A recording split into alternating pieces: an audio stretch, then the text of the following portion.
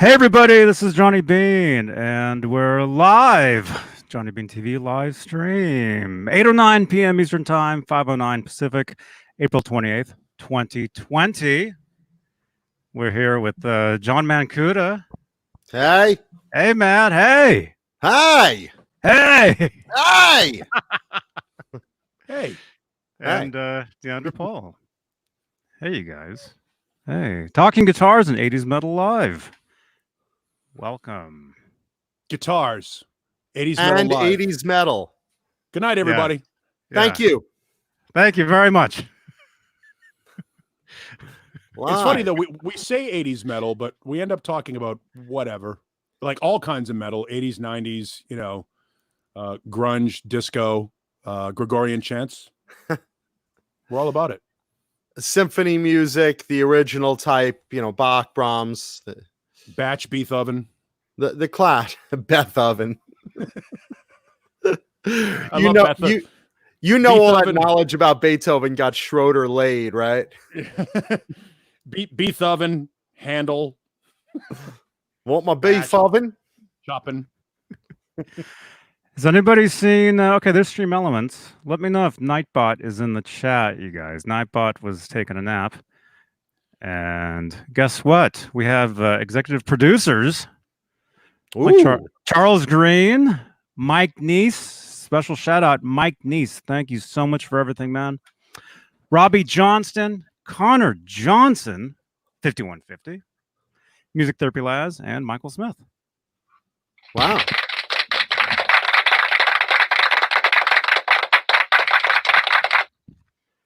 The executive producers on this show is something akin to like an 80s summer blockbuster movie at this point.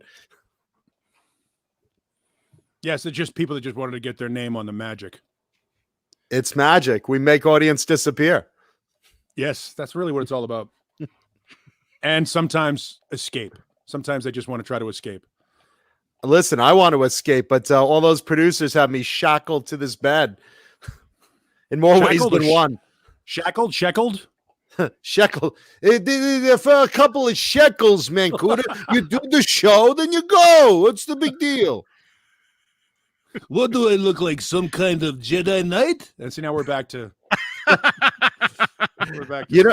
It's so funny. I'm shaving this morning, and I'm in the mirror, and I'm like, Annie. I did the because we can't do anything. We still can't leave anywhere. I did the whole, well, I'm gonna check underneath here and just try to cut a little bit to make it look. No, don't do that. Just hide that. Cutting your own hair, not a good idea. Yeah, I don't even shave my pubes. It's up to the point of a thatchy bush right now. For the record, it was 4 minutes and 33 seconds into the show when Mancuda made his first pube reference. There you go. And it ain't over yet, folks. Stay tuned. As long as it's, at least 2 minutes in, I think we're okay. Yeah, no, look. Usually the people that are overseeing this are like, okay, let's see what's going on. All right, they don't look like they're going to hurt anybody. We'll switch over to something We'll else. just look at the first 2 minutes. It's sponsored by Bang. How bad could they get? Man. Well, hey, I don't know what I'm saying, but Paul, dude, Saturday show was awesome, man. On what? Oh, the one we did here? What we did, yeah. There's no other show. Saturday. Saturday was fun, man. It was a good, we had like 6 people in there. We spent a lot of time talking Van Halen. And then apparently Seth MacFarlane knew exactly what we were doing and decided to make his entire show on Sunday night for Family Guy all Van Halen related. Coincidence? Yeah. Textbook definition. Yeah. That's watching, believe me. Did you see that, John? I have not yet. Saturday, I watched the rerun because I have a lot to do. There's my toenails to clip. There's Jello molds to be made. I meant Family Guy. That's what I meant. Oh, yeah. No, I met him at a party last year. Oh, no. I mean, did you see it? Oh, no. I have a lot of things to do. There's toenails to clip and Jello molds to make. You don't listen, Bean. Hopefully there's no combination with the toenail and the Jello. No, that would be gross. His name will remain private and confidential. But I once worked with a guy. It's a true story, where we were sitting in his living room, and he came out with a like one of those freezer bags, the Ziploc freezer bags full of toenail clippings. The guy has kept he's kept his toenail clippings since he was like 15. Was he want to clone an army? I have no idea. Like, it's one of the weirdest. Like, I asked him, I go, why? He goes, I don't know. I'm like, that's like a psychological problem. You really should see a doctor about that. He had like one of those, and it's like a gallon, Ziploc bag. And it was, so I mean, it is, yeah. I mean, there are some disgusting things we will probably discuss moving forward. That disgust. I was like, what the hell is that? For those of you guys in the audience right now that are checking the level, the bar has been set this low. I promise we're going to lower it. I promise. Was he showing it off? Or why did he bring it out? I don't know why. Like, he had just come out of the shower. Like, we're all, hanging out watching TV, drinking and shit like that. And he went to go take a shower, and he comes out, and he's got the towel wrapped around him. He goes, look, I'm going to need a new bag soon. We're like, what is that? He goes, my toenail clippings. I go, is it just toenails, or is it toenails and fingernails? No, just toenails. Why? That's sick. The fingernails he keeps in that big water jug in the corner. I have no idea what. I think there's like a phobia of that. I don't know, because I was thrown out of state college twice, but I think that's like a thing where people collect their own toenail clippings. Well, during quarantine, it comes in handy so you have a snack to munch on. Kind of gross. Yes. Or he makes art out of them. He mixes them with epoxy. He's going to make a guitar. Well, yeah. What you do is you take some of that Frank's Red Hot sauce, because I put that shit on everything. Yeah. It really does help the flavor. It really does. It really does. Yeah. I wonder, like, we all know that when you first break off a toenail or clip a fingernail, they're still sort of flexible. I wonder how crunchy they actually do get. Eventually, they're probably delicious. You would think. Maybe you take some scallions, maybe little scallions, little au jus. Where was the little Lowry's allspice, little nut butter. Nut butter. I made some this morning. I spanked up a batch. Oh my gosh, this is so weird. Looking at the chat, Joe Hervey has good news. 4 inches is the new 6 inches. I'm very happy to hear that. I'm now almost normal. That's good. And someone asked me what that guitar is to my fucking screen. Right here. What guitar is that? That was the Reb Beach Ibanez Custom Blazer that I had on last week. That was Reb's personal guitar with Dokken, with Winger, with Alice Cooper, and with Whitesnake. So check out last week's episode if you want to see a close up of that. Very cool guitar. Didn't put it away, huh? I did not. Just leave it over there. Yeah, I'll get to it. Eventually, I got to cut my nails. Let's do roll call real quick. We broke a record here in Phoenix, 102 degrees, by the way, just so you're wondering. 102 degrees on April 28th. My balls are sweating just hearing about that. Yeah, it's bad. Wow. If you guys in the chat want to get a shout out and roll call, I'd love to see who's out there. Just highlight my name, and right now I will give you a shout out. Let's see who we got here. We got Fruitcake Tony, Vistalite 1972, John BL, Hugh Caldwell, Brendan Buttcheeks, Joe Hervey 84, let's see, Robbie Johnson, one of our executive producers, Vistalite 1972, Mark Dillon, Alley Cat Bozique, Matt Stewart, Jeff Cornwell, David Scher, Thomas Santiago, Jim Nicholas, hey now, Janice Lala, hey Janice, Chris Bevan, Linny Lou, and Mary, and I just got news Mary farted. Nice, very nice. Noted. Isn't it nice how they have to throw that info? Hey, Mary just shit the bed. Oh, good. Thank you. I love Linny Lou and Mary. The original Paramutants, Dwight Bailey, Mr. Hellstorm 74, John Windsor, Connor Johnson 5150. David Scher, thank you, who also farted too. Thank you, David. Wow. Tonight's show is being brought to you in Colin Gray. Dude, you wouldn't believe. My wife had just said that before we even started, because we're making what are we making? Toenail stew? we're making oxtail soup or stew, and it smells amazing in here. And so right before we started, she's like, "It's too bad you guys don't have smell-o-vision." And you just said that, but for the total wrong reasons. Beane, you guys are having oxtail soup? Yeah. Do you have running water in that hut that you guys live in out in the middle of nowhere? Yes. Johnny's going around the village looking for vegetables. He's making stone soup next week. He's walking If only we bring had out some your onions. dad. If we had some carrots, this stone soup would almost be done. I wish we could get licensing for banjo music because Deliverance called. They're like, we're looking to make a sequel. Beane. Beane, can you squeal? Squeal. Squeal. Squeal now. Squeal now. You sow. Oxtail soup. Oh, it's gonna be good. I'm sure it is.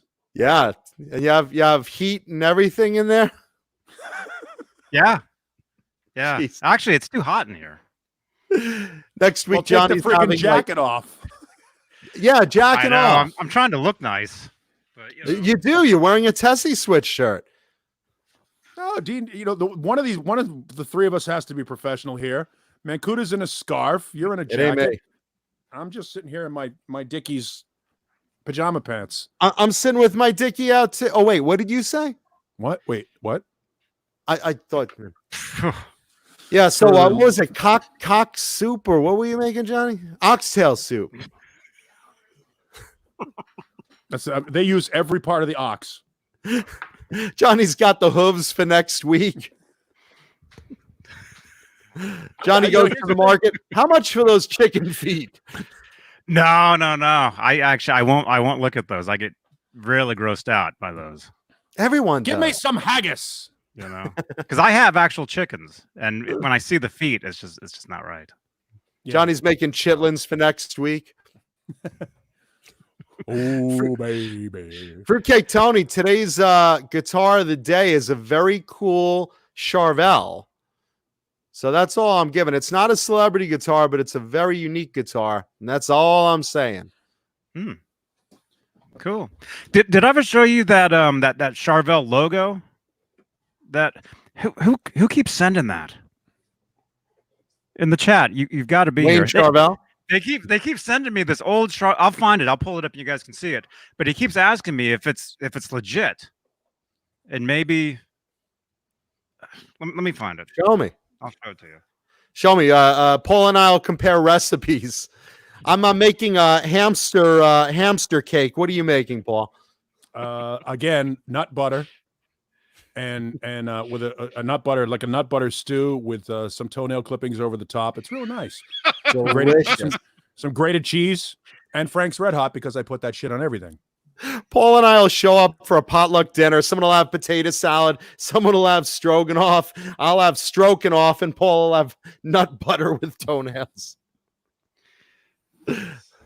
Yuck. I always love doing these shows, whether it's this one or Saturday night. And I sit here and all of a sudden, and I've got headphones on, so all I can hear is you guys, except for when Ace is out there trashing things. And I just hear shit crashing all over the place. And I'm like, okay, at what point do I decide to get up and address it? Because at some point I'm going to have to, because he's just trashing stuff. And then I think to myself, well, it's 102 out and I can't open any of the doors to let the dogs run in and out. So I just figured let him screw everything up and I'll just clean up. And halfway through the show, I'll get up and do something. In fact, I might have to tap out at some point because my partner, my life partner, my partner at the show might have some stuff that we have to do on Zoom later because the company now has discovered, streaming on the internet, that's a thing. Is it now? They're like, wow. Do you know how to? Have you ever done a multi-outlet video chat? I'm like, no, No idea. no idea what you're talking about. It's weird how everybody just discovered this. Yeah, I know. You know? And it's all on Zoom. It's all on Zoom. Well, that's because I guess that again, when you're when you're the easiest one, it's the lowest common denominator. When you're easy and everybody can do it, like when your grandmother can set it up and just hit a button and make it happen, then more power to them. Of course, we prefer StreamYard, where the professionals broadcast. Yes. Yeah, where there's Yes. a duck over our head. Usually, it's wonderful. That's as professional as it gets. Johnny's thinking duck bill recipe. Johnny's pulling recipes out of the Daffy Duck Bugs Bunny Wabbit Season Duck Season episode. Duck bill soup with duck bill sauce. Oh, rabbit stew. Hot sounds delish. With cottontail ear sauce. What the fuck? Elmer's like getting nauseous. He's like, I'm just gonna get a burger. I almost want to Google oxtail soup because I want to know what's in it. Oxtail. As if it, And water. Where do you find an ox in Northern California? How close to the tail do you get, Johnny? Do you have the anus and the taint in there? No. You go to Whole Foods and you just buy it's meat. It's not the actual tail. It is the actual tail. Right? It is the actual tail. Why would they call it Is it the oxtail? tail? What do you It's think? it is the tail. It is the tail, but it's Yeah, just It's shut the up and put it in tail. your. Here's something Mancuta's used to hearing. Shut up and put it in your mouth. Put it in your mouth, in your motherfucking mouth. okay. Here's that logo. Yeah, Mancuda, you ever seen that? I have Oh, not. I have not either. Maybe in like Japan or something, He keeps is asking that? me if that's legit. I've never seen that before in my life. If it is, it's probably like a one-off thing for like NAM or something, because they've done that. I mean, this year at NAM, they were using for a limited run. Someone was asking in the chat. They were using the old Charvel toothpaste logo, which was specifically made for imports in the 80s and 90s. But then that's But it looks just a misplaced, NAM too. design. But it also looks misplaced. Like it's not like I don't know anybody that would put that logo in that place on the neck. On It the looks like headstock. Carvel, Yeah, it looks like soft Or- serve. Yeah, and you can't see, but in the tiny letters underneath it says Wayne Charvel Guitars. You know So- what? Maybe at that point, that might have been, I'm speculating, guessing here. That might have been when Wayne broke off from Grover and was doing Wayne Charvel guitars. Like, wasn't it just separately Wayne later guitars on. though? Wasn't it just Huh? Wayne guitars? It was just Wayne though. Yeah, wasn't it? you It know was what? just- You're right. It was Wayne. It It was was just Wayne Wayne Charvel guitars. before. It was Yeah. Wayne Charvel before it was Charvel. Then it became Charvel, and then you're right. He went to Wayne. Just So Wayne. maybe that might be an early neck from before he and Grover hooked up. I've never seen that logo could- before though. It could be, but I've never seen that logo. I've seen the WS for Wayne Charvel. I've And seen the Wayne. Yeah, I've seen the Wayne logo. I've never seen that. It looks stupid, man. Just looks stupid. Meanwhile, that neck is probably worth like $10K, and we're just like shitting all over it. Like, well, it's one of his first necks ever. The guy Like the prototype. who keeps sending me this picture. I'm sorry, I can't think. Somebody keeps sending me this It's picture. Wayne like- Charvel, and he's really getting pissed. He went. But that fire last year was awful to him and his Oh. house, and I mean, what a terrible tragedy that. That's know. horrible. All his Yeah. original tooling and Yeah, I mean lot of that was history. miserable. So I know. I actually know. I've got friends who actually lived in the area too that lost everything as well, and Yeah, that no, was, it's it was a- awful. no, that's a horrible situation. That like we joke about it, but like my worst nightmare is coming home from like a bar gig some night in the middle of the night and seeing my house in cinders and the dogs and everything in it. You know what I mean? That's it's just a nightmare. So I Yeah. can't imagine actually having gone through that, and especially for somebody like that who, let's face it, his workshop and all that stuff, that house, there was a lot of wood there. I bet that thing burnt pretty bright and pretty hot for a while. yeah, that's just real tragedy. I mean, of course, on a personal level, fire is always like your worst nightmare, but Sure. it's worse when you have history behind it as well. Yeah, Things that And mean stuff that things can to other never be things. replaced. No insurance check will replace the stuff that was lost in that fire. Oh no, that's history. Mhm. By the way, Lenny Lou and Mary are yelling out, "Oxtail, the bone is soft." My bone is soft, and I'll make fucking soup out of it. Anyway, I finally showed the picture. They've been sending me this picture for like months, and I think I showed it off like on a Saturday night, like in the middle of a show one time, and nobody knew what it was. And Yeah, wait till you find out that it's a dog whistle for a white supremacist group. Now that's their That's their code word, their safe word. Now they can launch their attack. Oh my gosh. Okay, it's John Bolware. Yeah, all the sleepers are now out. Yep. Nice job, Johnny. You've just unleashed the revolution. Oh my gosh. Well, John, John, let us know in the chat. What's the deal with his neck? Like, he keeps sending me this picture, asking me if we know anything about it, and nobody's seen I it. do not. I do not. The idea that says Wayne Charvel, that could have been like a Wayne Charvel NAM guitar or some sort of prototype. I don't know. I would ask. Is that a rat or something on it? What is that? Is that like a cartoon that's on top of it? What is that? I don't know what that is. It looks like a snake with a foot. Yeah. It's I don't know what. worm. Why doesn't someone just ask Wayne? Ask Wayne Charvel. Yeah, just email it to him. A good idea. He's on Facebook. I was shocked when I emailed GJ2 Guitars and got an email back from Grover. I was like, why? I just was shocked that he was answering his own emails. Oh, you know yeah. I mean? Like I didn't expect to hear from Grover. I thought, he had a minion that would do that for him, but it turns out no, it was just him. Like it was him in Grover his wants garage. to save money. Yeah, so it was just so weird. He wants to save money. It was just so weird. When I don't know what it was. I sent him something about I don't know, dating the green meanie or whatever it was. And he was like, yeah, all of that paperwork was lost when my partner left. So I guess he and John Gold did not end well. that relationship did not end well. A lot of the paperwork. I have a lot of paperwork from the old original Jackson and Charvel shop, but there's still some stuff that basically just Fender just wouldn't release, and they just buried it in a file cabinet or a number of file cabinets and just pulled an Indiana Jones where they just wheeled it into the back of a storage warehouse and crated it, and just no one will ever see it. It's now like a Fender property.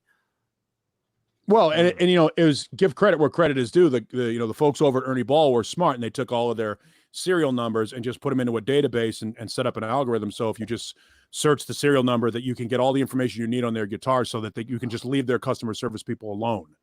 Yeah. But when you get somebody like Grover or Wayne Charvel, or I don't know, pick a Terry McInturf or whatever, whatever vintage John Sir, any of those guys,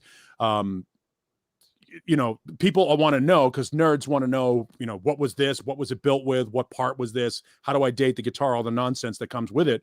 Some of the bigger companies, and Ernie Ball certainly isn't big like Gibson Fender big, but they were smart enough to go to the internet, plug this in. They hired somebody to put that thing in a database, because I can imagine, given the history of Grover and Wayne Charvel, how many different generations of those guitars, most of which are owned by now by Fender, but you know what I mean? People want to know, hey, what's up with the Model 1, or what's up with the Model 2, or what's up with this one or that one? You know what I mean? And they can't answer those questions, and there's no real reliable source of information for that stuff.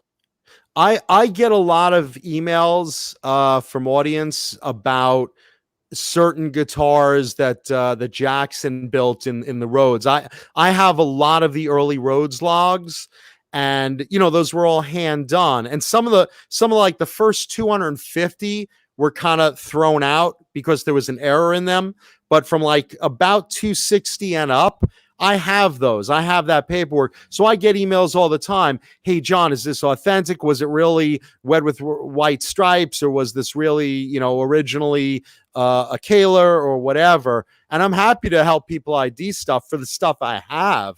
But it's like for the rest of the logs and build records, it's just a waste that like they just want to keep it private. It does no one any good. What are you going to do with it? Mm-hmm. Well, I think for Providence, when you're trying to sell something, you want to certainly be able to back it up and justify. I mean, let's face it, there are so many Chinese fakes now. Oh, no. Things. Don't misunderstand me. I'm not saying what are we going to do with it. I'm saying what is Fender Corporation going to do with it? Create it up. Well, I mean, that would be something for their, and every one of those companies has, for tax reasons and public relations reasons, has an internship program or something like that. That's where you have those guys, coordinate that stuff, upload it into their website. I mean, building a website. I'm sorry? But they don't.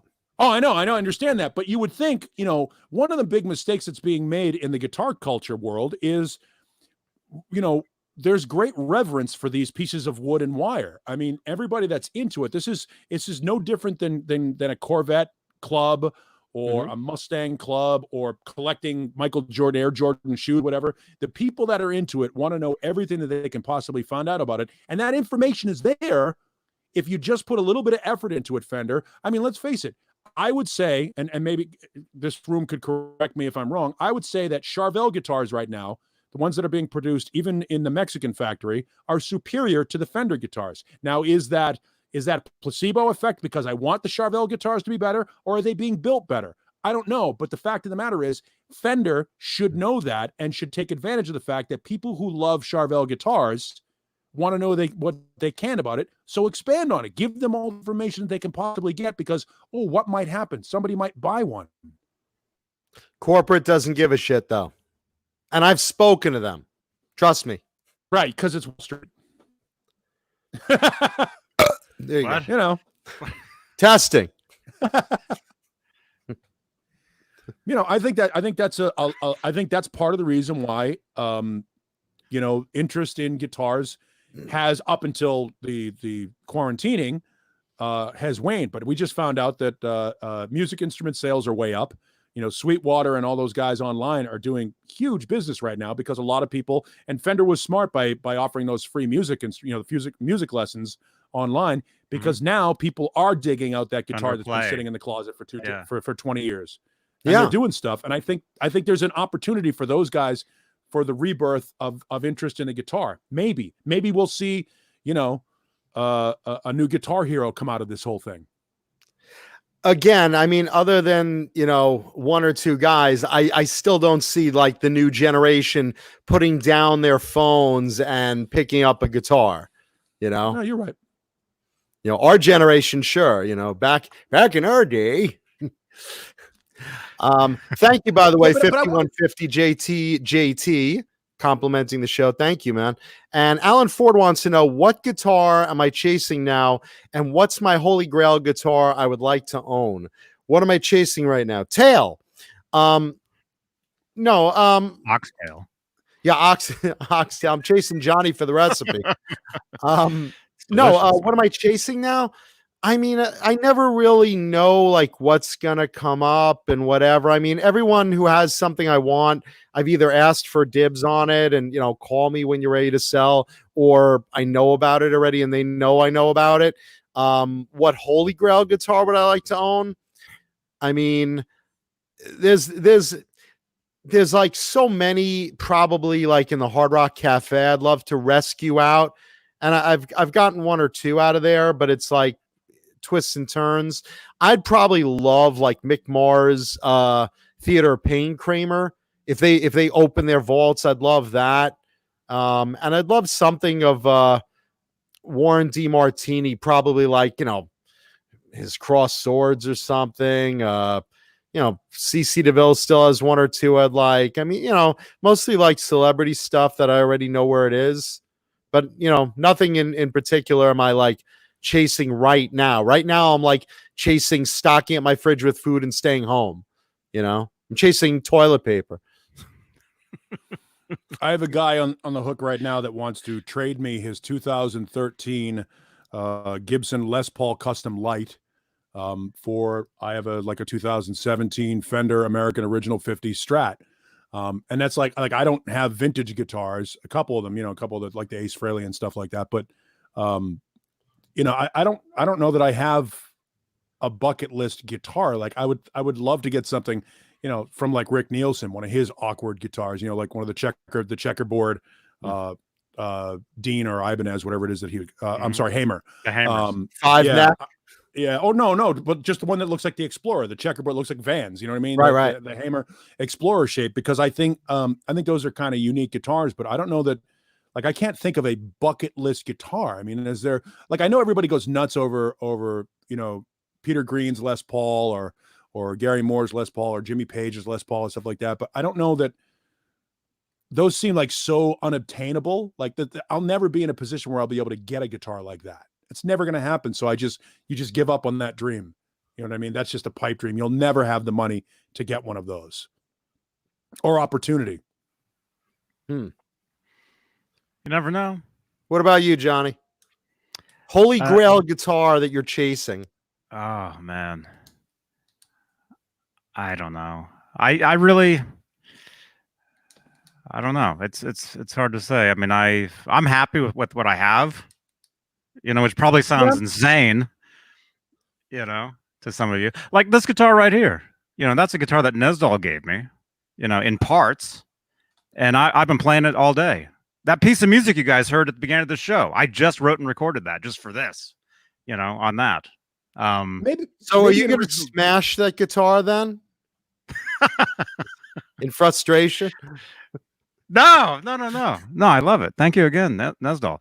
No, as far as I don't know. I mean, you guys know I love the Wolfgang guitars. I love the Fender Strats. I love Telecasters, and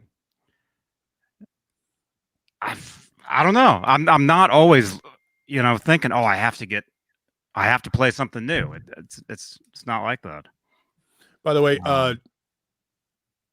question from Jim Nicholas. He asked if the middle and neck pickups are wired on my Ace Frehley Budokan. Yes. They didn't. His weren't wired. His was only, you know, the original custom shop ones didn't have them wired in, but the wires are basically tied off. You can rewire them if you want, but the custom shop ones came with only the bridge pickup wired. But all the pickups are set up for wiring. Mine is one of the production model with the Rich Light fretboard and stuff. That one's all wired in and everything works. The Ace's middle pickups, weren't those usually reserved for the smoke bomb compartment? It was the neck pickup or the middle pickup, depending. But usually the neck, or if it was if it was a 2 pickup, yes, it was the neck. If it was the 3 pickup, it was in the middle, and it was a smoke bomb and basically a battery that set off the filament on it. But but the guitars that Gibson made, I mean, you're not gonna be able to charge people $5,000 for a guitar with 1 pickup that works. You know what I mean? So, but yeah, I know they'll try. They'll show you. Yeah, but then again, we've talked about this before. My Budokan is from the production line and not from the custom shop. And the Budokan, the Gibson USA version of it is woefully inaccurate. It's not a pancake body. There's no binding on the back of the body. There's no volute up by the headstock. I mean, there's a whole bunch of errors that they made on the production line model. That said, it's still a great 3 pickup, you know, just super distortion loaded cherry sunburst Budokan Les Paul. It looks exactly like with the banjo tuners and everything, but they're, as far as historically accurate, no, they missed. The custom shop ones were, the production line weren't.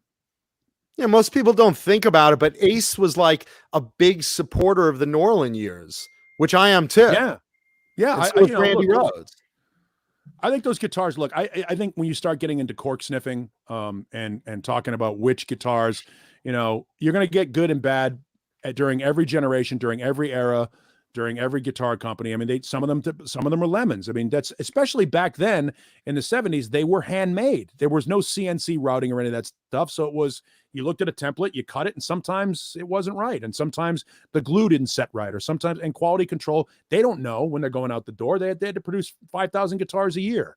So you're going to get a lemon here and there, but I've never had a problem with an Norlin at all. In fact, now they're way more expensive than they should be.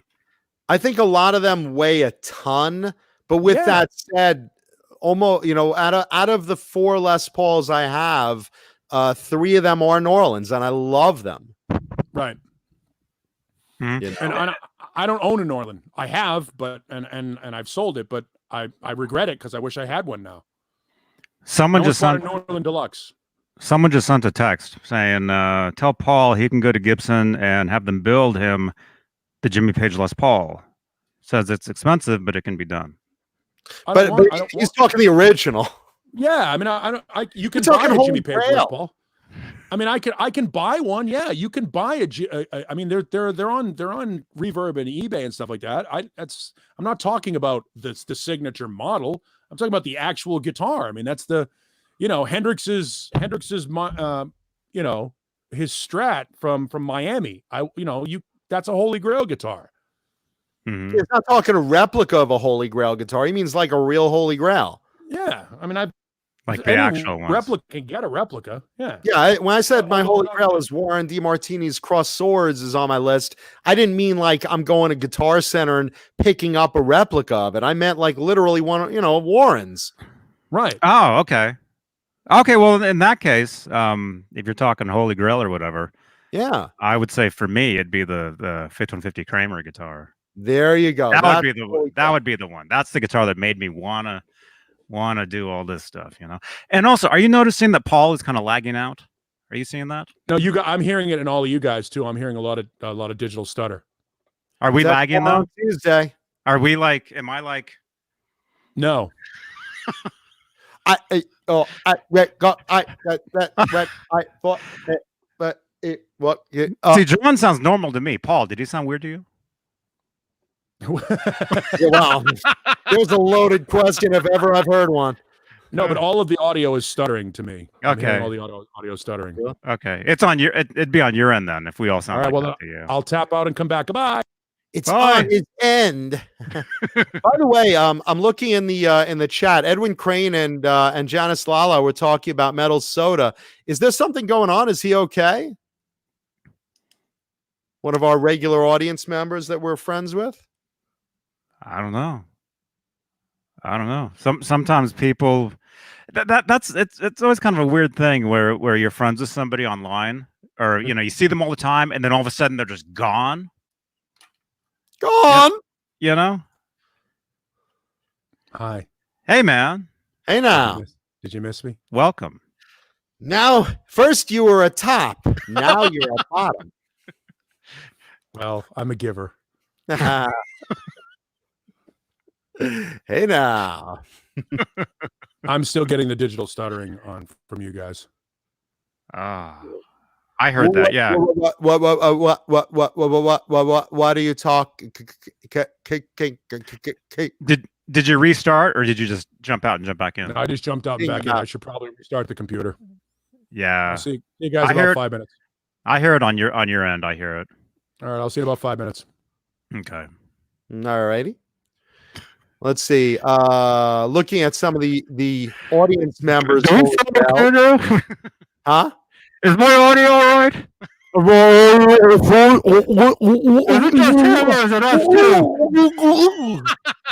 Yeah. This is a screenshot. I'm really like eating pussy behind the scenes. Oh gosh. Let's see. Hugh Caldwell says his is 71 Arctic White Strat. Joe Hervey says he wants a Mick Thompson signature. The original Power Mutant says my holy grail guitar is the Warren DeMartini Charvel. There's a couple of them, man. Let's see. Happy birthday, Mark. Happy birthday, Mark. Mark Dillon. By the way, was it yesterday or today? Ace Frehley's birthday. Ace Frehley. I don't know. Maybe Paul would know. Paul. Where'd he go? Anyway, so let's see. Looking through Les Paul, Iceman.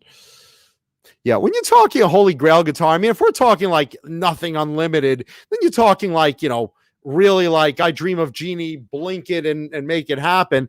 I mean, yeah, like Randy Rhoads Cream Les Paul, or I'll agree with you, like the 5150 Van Halen guitar, something like that. If we're talking really like Holy Grail guitars versus something I can legitimately get, Mm-hmm.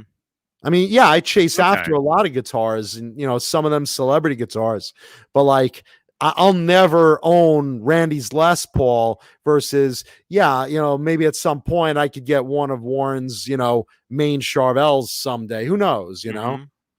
Let's say you had the opportunity to get Randy's, main guitar. Would you let go of like half of your guitars or all of your guitars to get like the one? No, Is there only one guitar? admit. There's no one guitar or one piece of gear or one oxtail. No, I mean, I would, I would pay a lot for it. I would sell certain things, but I wouldn't get rid of like so many other pieces that mean so much to me to get one piece that means so much to me. It just kind of defeats the purpose, Hmm. But when you started collecting, when you started your journey of Journey. all the guitars that you have, My and my stupid way of wasting money. I've seen some of them. I've seen a few of them. Was there any like one? Did you were you always thinking, well, I have to get this one guitar eventually. Like this one, it's out there. I know I can get it. Are you on the hunt for anything? Or maybe you don't want to say because you don't want to I have owned or I own that you're always like looking for. Maybe that was the original question. there was they were saying, is there anything I'm chasing? There are things I have chased, like CC DeVille's Nagel or certain Lynch guitars, or other things to be revealed someday on the show that they actually ended up with. I guess what I'm asking is, was there any, like when you first started doing this, looking for guitars, collecting the guitars, was there anything that you had in mind that you would get one day that you're still looking to get? That is available. Yeah. At some point. Or could be available. I mean, I wanted examples of certain players that I'm, big fans of. Like Andy Timmons still has a Kramer that I really want. Even though I have 3 of his other guitars, he still has one that I've wanted forever. And, hopefully someday him and I can come to terms on that.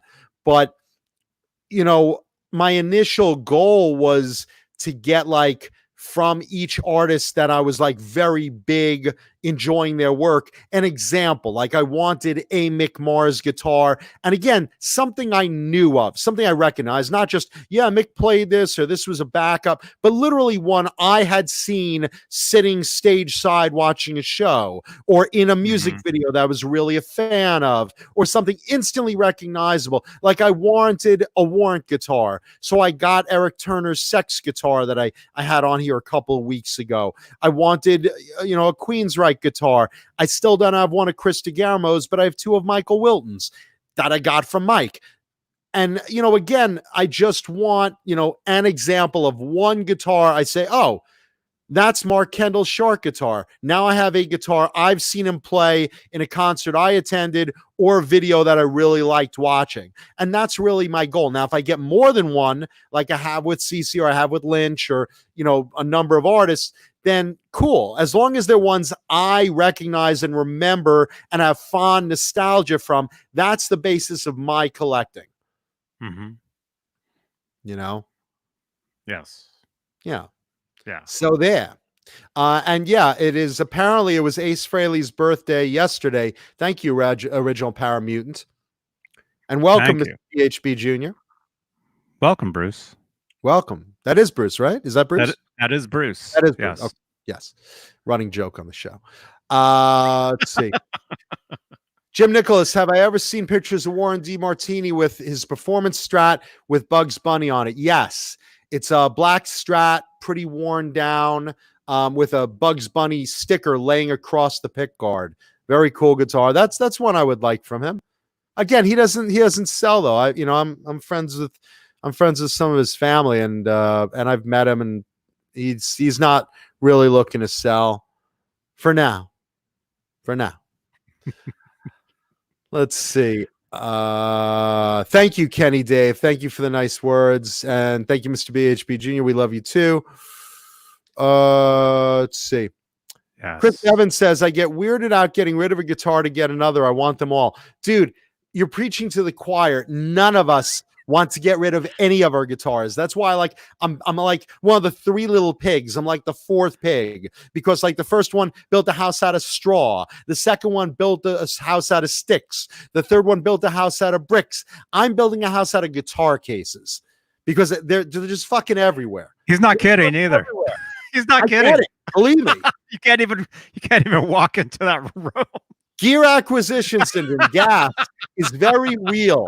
I'm climbing over shit to get to, my kitchen.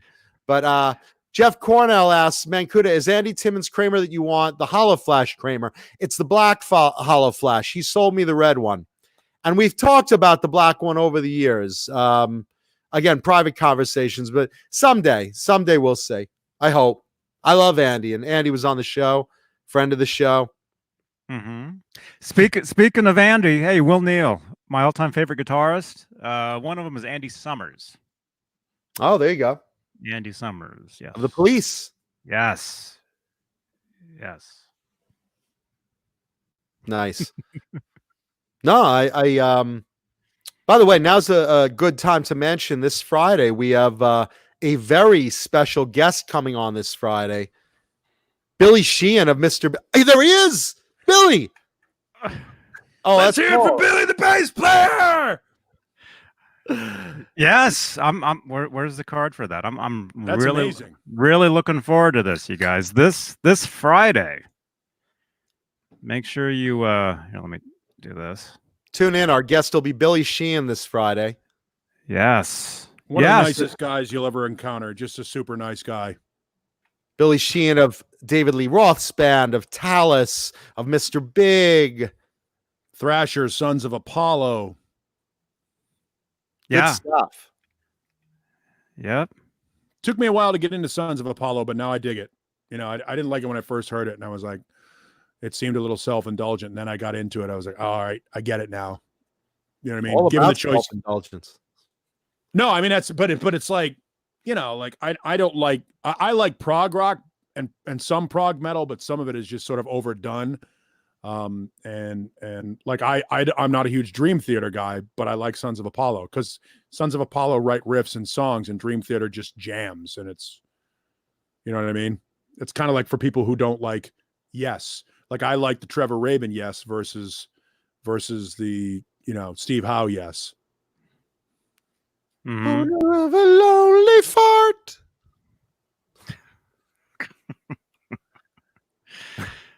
Oh. You didn't know my neck worked that well, did you, John? Because I told you I couldn't. I was hoping. Well, you sound good. You By sound the way- Thank you. And I feel good. I feel good. Looking good, Winthorpe. Feeling good, Billy Ray. Did you guys, by the way, see the new Geico commercial with RATT? Yeah. Pretty For the- funny. For those that haven't seen it, Geico's been doing a series of commercials for homeowners insurance and renters insurance. And, you know, the first one was like, you know, to a couple in an apartment. Yeah, we have a clogging problem. And, you know, you're thinking like clogging the sink, clogging the toilet. And meanwhile, upstairs, there's like a Swedish family, you know, doing the from Holland, doing clog dancing and Oh. stuff, making noise. And, you know, so this new one has the couple or a couple in an apartment, and they're like, yeah, we rented this apartment. It's really nice. It does have a bit of a rat problem. And then you see the guy looking over, and there's like Stephen Piercy and whoever's in RATT nowadays. It's you know. Stephen Wan and some other assorted players. Exactly. And Juan Croucher performing Round and Round. So it's pretty funny. And you know, it's funny though. I think that ad agency has been doing that for a while, because if you go back a couple of years, remember the one that was the Eddie Money travel agency? No. Yeah, it was where two people walked in, and it was Eddie Money behind the counter, and it was like, you know, it was a travel agency, and he was offering up 2 tickets to paradise. It was beautiful. It was just a really good, you know, the late Eddie Money, by the way, That's sad. who is one of the funniest storytellers, was one of the funniest storytellers. Eddie tells a great story about how he had a rental car and apparently got behind the wheel when he shouldn't have, and just drove it off the road in the middle of nowhere and just left it. And just left it, and just the hell with it. You know, he paid the deductible, and the car was just completely trashed. And I think it was either a bass guitar or a trombone or something was in the trunk. And he was more bummed out that he lost the instrument than he was about wrecking the car. Well, yeah, because the car's not yours. Right. Sean Mahoney says they did a Survivor commercial years ago as well. That was pretty funny. Was that the one with Jimmy Jameson? it was what was it? It was I remember this commercial too. It was Glenn. Glenn's the man going to work. Is that one? Yeah, so I think when you get, you know, there's an ad agency. When an ad agency gets a groove, it's almost like you can tell, like when Bo Hill produced a record. Like you kind of sit back and go, oh, that sounds like it's got a signature to it. And you can tell that same ad agency worked on different products. Or like when was it Mark Pellington would do videos for certain bands, you knew that it was going to have weird graphics interspersed with the band playing. It's like certain ad agencies have their own signature, and that one works, and it really happens to work for Geico. I happen to think the ad agency that's doing that does the Mayhem commercials are fantastic. Oh, I love Mayhem. Yeah, he's fantastic. I mean, that guy is hilarious. And now that they brought him back in with Tina Fey as sort of a paying homage to 30 Rock, where he was her boyfriend. I'm your dog. I'm smelling your crotch while you're driving. Get out of there. Get out. Ah! Yeah, no, he's great. He's terrific. Dean Winters is the guy's name. This is years ago. I don't know if it's the same agency. Remember the commercial that brought Dokken on, and Don pulls a switchblade, and it's like chicken, Dokken. Know the difference. It was like, what? The chicken's still working. What do you mean? How about the Ace Frehley Dunkin' Donuts one? What was that one? There was if you Google it, maybe Johnny can pull up a still from it. Ace Frehley did one for Dunkin' Donuts, which obviously Dunkin' Donuts at the time was not as nationally known as it is now. It was mostly a Northeast thing. It's funny, when I lived in Northern California, there was a Dunkin' Donuts in Sacramento that failed. Think about that for a second. A Dunkin' Donuts failed. That failed. Yeah. How does that happen? We've got one here in Santa Cruz, Dunkin' Donuts. And No, it took a while. One in Hollywood right down the street from me. Now there is. They just started popping up in LA because we're such a donut nation out here. I literally, this is funny you bring this up. Literally yesterday, I went out for the first time in 2 weeks, and I went to Primo's Donuts because it's like they get like this reputation of being like the best donut, between them and maybe Randy's, like the best donuts in LA. And I walked out of there. I was like mesmerized with this little donut closet that has these delicious donuts. And I spent like $24 on like a dozen. And I walked out of there. I was like, what? Did I just get raped? But they're so good.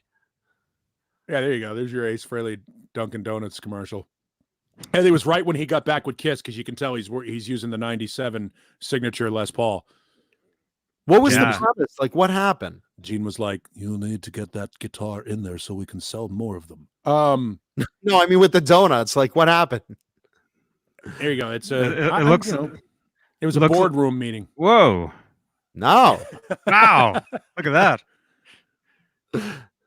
I gotta look at that. I gotta look that up later. Yeah, it's pretty funny. How about while we're making fun of Kiss, first of all, happy belated birthday to Ace Frehley, who's the reason why I picked up a guitar in 1979. Happy belated Ace. Yes. How about Gene Simmons being on that morning show in Los Angeles where he is amazed that El Pollo Loco exists? I don't remember that one. Yeah, they were doing a thing about this is how we know that the quarantine is getting into crazy territory. Gene Simmons said, the music industry has lost millions and millions of dollars. So what? Well, it's easy for you to say, Gene, because you have money. You know what I mean? But he has millions of dollars. Yeah. So he's like, so what? We've lost millions and millions of dollars. We have nothing to complain about. In fact, I just had this El Pollo Loco. Like, he's talking about like he's never heard of it. You've lived in Southern California for 40 years. You know what El Pollo Loco is, Gene. It takes a while to learn how to say it. Yeah, that's not at all demeaning, you jerk. They're on every corner. Yeah. But he's like, you can get, this is the most amazing thing. A person will bring you your chicken and beans prepared just so. Wow. Gene. He's that out of touch with reality. It's like when George Bush went to the supermarket and he was like mesmerized by the conveyor belt and the doors open. He's like, it's just like Star Trek. This is amazing. And it's like, dude, really? You don't get out much? That's the thing. Like Gene is so used to having his food prepared by a personal chef named Shannon, that he's like, I can't believe this El Pollo Loco. What is that? Why wasn't I concerned? And how can I make money off of it? Unbelievable. It's a piece of audio. You can just Google it. Gene Simmons amazed by El Pollo Loco, and you'll find it really funny. Gene's amazed that you can actually get pizzas like they make in Italy here in the States. How crazy is that? There's places that actually will bring you one of those similar to what they make in Italy. Well, in Italy, I'm a very powerful and attractive man. Yes, we know, Gene. But he did goof on a couple of things. He's like, millions of dollars have been lost by people who wear silly clothes and have silly hair and do this. And so what? So what? Millions of dollars. Look, Gene, if somebody took millions of your dollars, I bet you'd have a problem with it. I bet if all of a sudden, if the concert promoter of the moment said, hey, look, I know you want to make $1 million a show, but the concert industry is in the shitter. So you're going to have to take $50,000 a show. Gene would be like, well, I guess we're retired. Yeah, absolutely. What am I going to do with $50,000? Yeah, well, Doesn't even pay my cable bill. Do you understand I'm married to Shannon Tweed? Who, by the way, despite all the work that she's had done, still looks great. Like she looks terrific, man. She's fantastic and couldn't be a nicer woman. Couldn't be a nicer woman. Yes, couldn't be nicer. I mean, when Kiss did their tour through here, we were lucky enough to get David Garibaldi, who is the artist that does the 10-minute, paintings of Kiss. He was nice enough they donated that painting to us so that we could auction it off for a group called the Military Assistance Mission. And they went in there and they did the signing and they did the pictures and all that stuff. And Shannon was there because Phoenix is so close to Los Angeles. Doc and everybody sort of flew in for the show. And she couldn't have been nicer to people. She's just so accommodating. Well, she could have been nicer. She could have given hand jobs all around, but she didn't. Right. But she was, it was like, when we talk about sometimes never meeting your heroes because it can be disappointing. The fact that she's been with him as long as she has and is still has that bright disposition, I think is stunning because we all know being around somebody like Gene Simmons can wear on you. She's got that. That's why I'm single now. She's got that tolerance level that amazes me. Even when she first met Gene, she looked at his penis and she saw all these travel stickers on a Bugs Bunny suitcase, right? And it's like, wow, your penis has been around the world quite a few times. 6,000 something women. I have documentation of every one of them. So many pictures of every fat pig that I've been. And they are. Gene likes them thick. Gene just likes them breathing. And even then, it's negotiable. Jim Nicholas wants to know if I ever owned one of Paul Dean's Loverboy Kramers. I have not. I have a lot of celebrity Kramers, but not Paul Dean's. Just wanted to get that in there. Let's see. You have an affinity for actually celebrity-owned guitars. That's your thing. Certain right? ones. Yeah. Certain ones. I was saying when you went off air for a minute, I was saying to Johnny, the ones I collect are ones that I've seen in concert or in videos that has a nostalgic pull to me. It's of artists that I admire and enjoy their work, and it's specific guitars that I like of theirs. I've turned down guitars from famous guys just because it has no meaning to me. Right. But if it's something I, remember from a Poison video or a Whitesnake video or whatever, then I want it if it, was something I enjoyed. Yeah, it's weird. I like weird guitars. I like things that are that's why I bought those Grovers, because it was they're not particularly they are fairly rare because they only made 36 of them, but it's not something that is in demand, like a 59 Les Paul. Everybody wants a 59 Les Paul, whether you play Les Pauls or not, because that's the guitar. If you can Holy Grail. Yeah, or if you can get a 48 Broadcaster, you know what I mean? Yes, you want that kind of a deal. But I buy guitars I like that. The Grovers I got are because they're a tribute to the Green Meanie, and I'm a big Steve Vai fan, and that's why I like it. And because I'm not going to see another one. There are only 12 of them in the United States that were released in the US, and then 12 in Europe and 12 in Asia. So there are a dozen of them. I want one. That's kind of it's an off weird guitar. It's not particularly special. It plays well because Grover made those guitars with the original jigs and tooling that he made all of his original guitars from. That's part of the reason. Plus, handmade by Grover Jackson means it's like art. It's like having something painted by Picasso. Mm-hmm. Which reminds me, today's guitar for show and tell later on has something to do with Grover Jackson, not just because it's a Charvel. Just saying, a little clue today. So that's one little tidbit. And then talking in the chat, we were talking about rock stars and TV commercials. The Steel Panther ad for Discover card when they were going under Danger Kitty before they actually became Steel Panther. And what's ironic is I have the guitar that Satchel used in that commercial, which I've had on the show before. It's a blue with pink flame BC Rich Gunslinger. They went from Metal Shop to Metal School to Danger Kitty, then Steel Panther. Steel Panther, yeah. But I think Danger Kitty was actually owned by the company that did the commercial. I don't think they were Danger Kitty. I think that was made up for the commercial. I think they were still Metal School at the time. They were, but what it was is they produced a single, that Love Rocket song that they performed on the commercial. That was actually released as a CD single. All right. Under Danger Kitty. And they're, the band's posed on the album cover holding that guitar I have.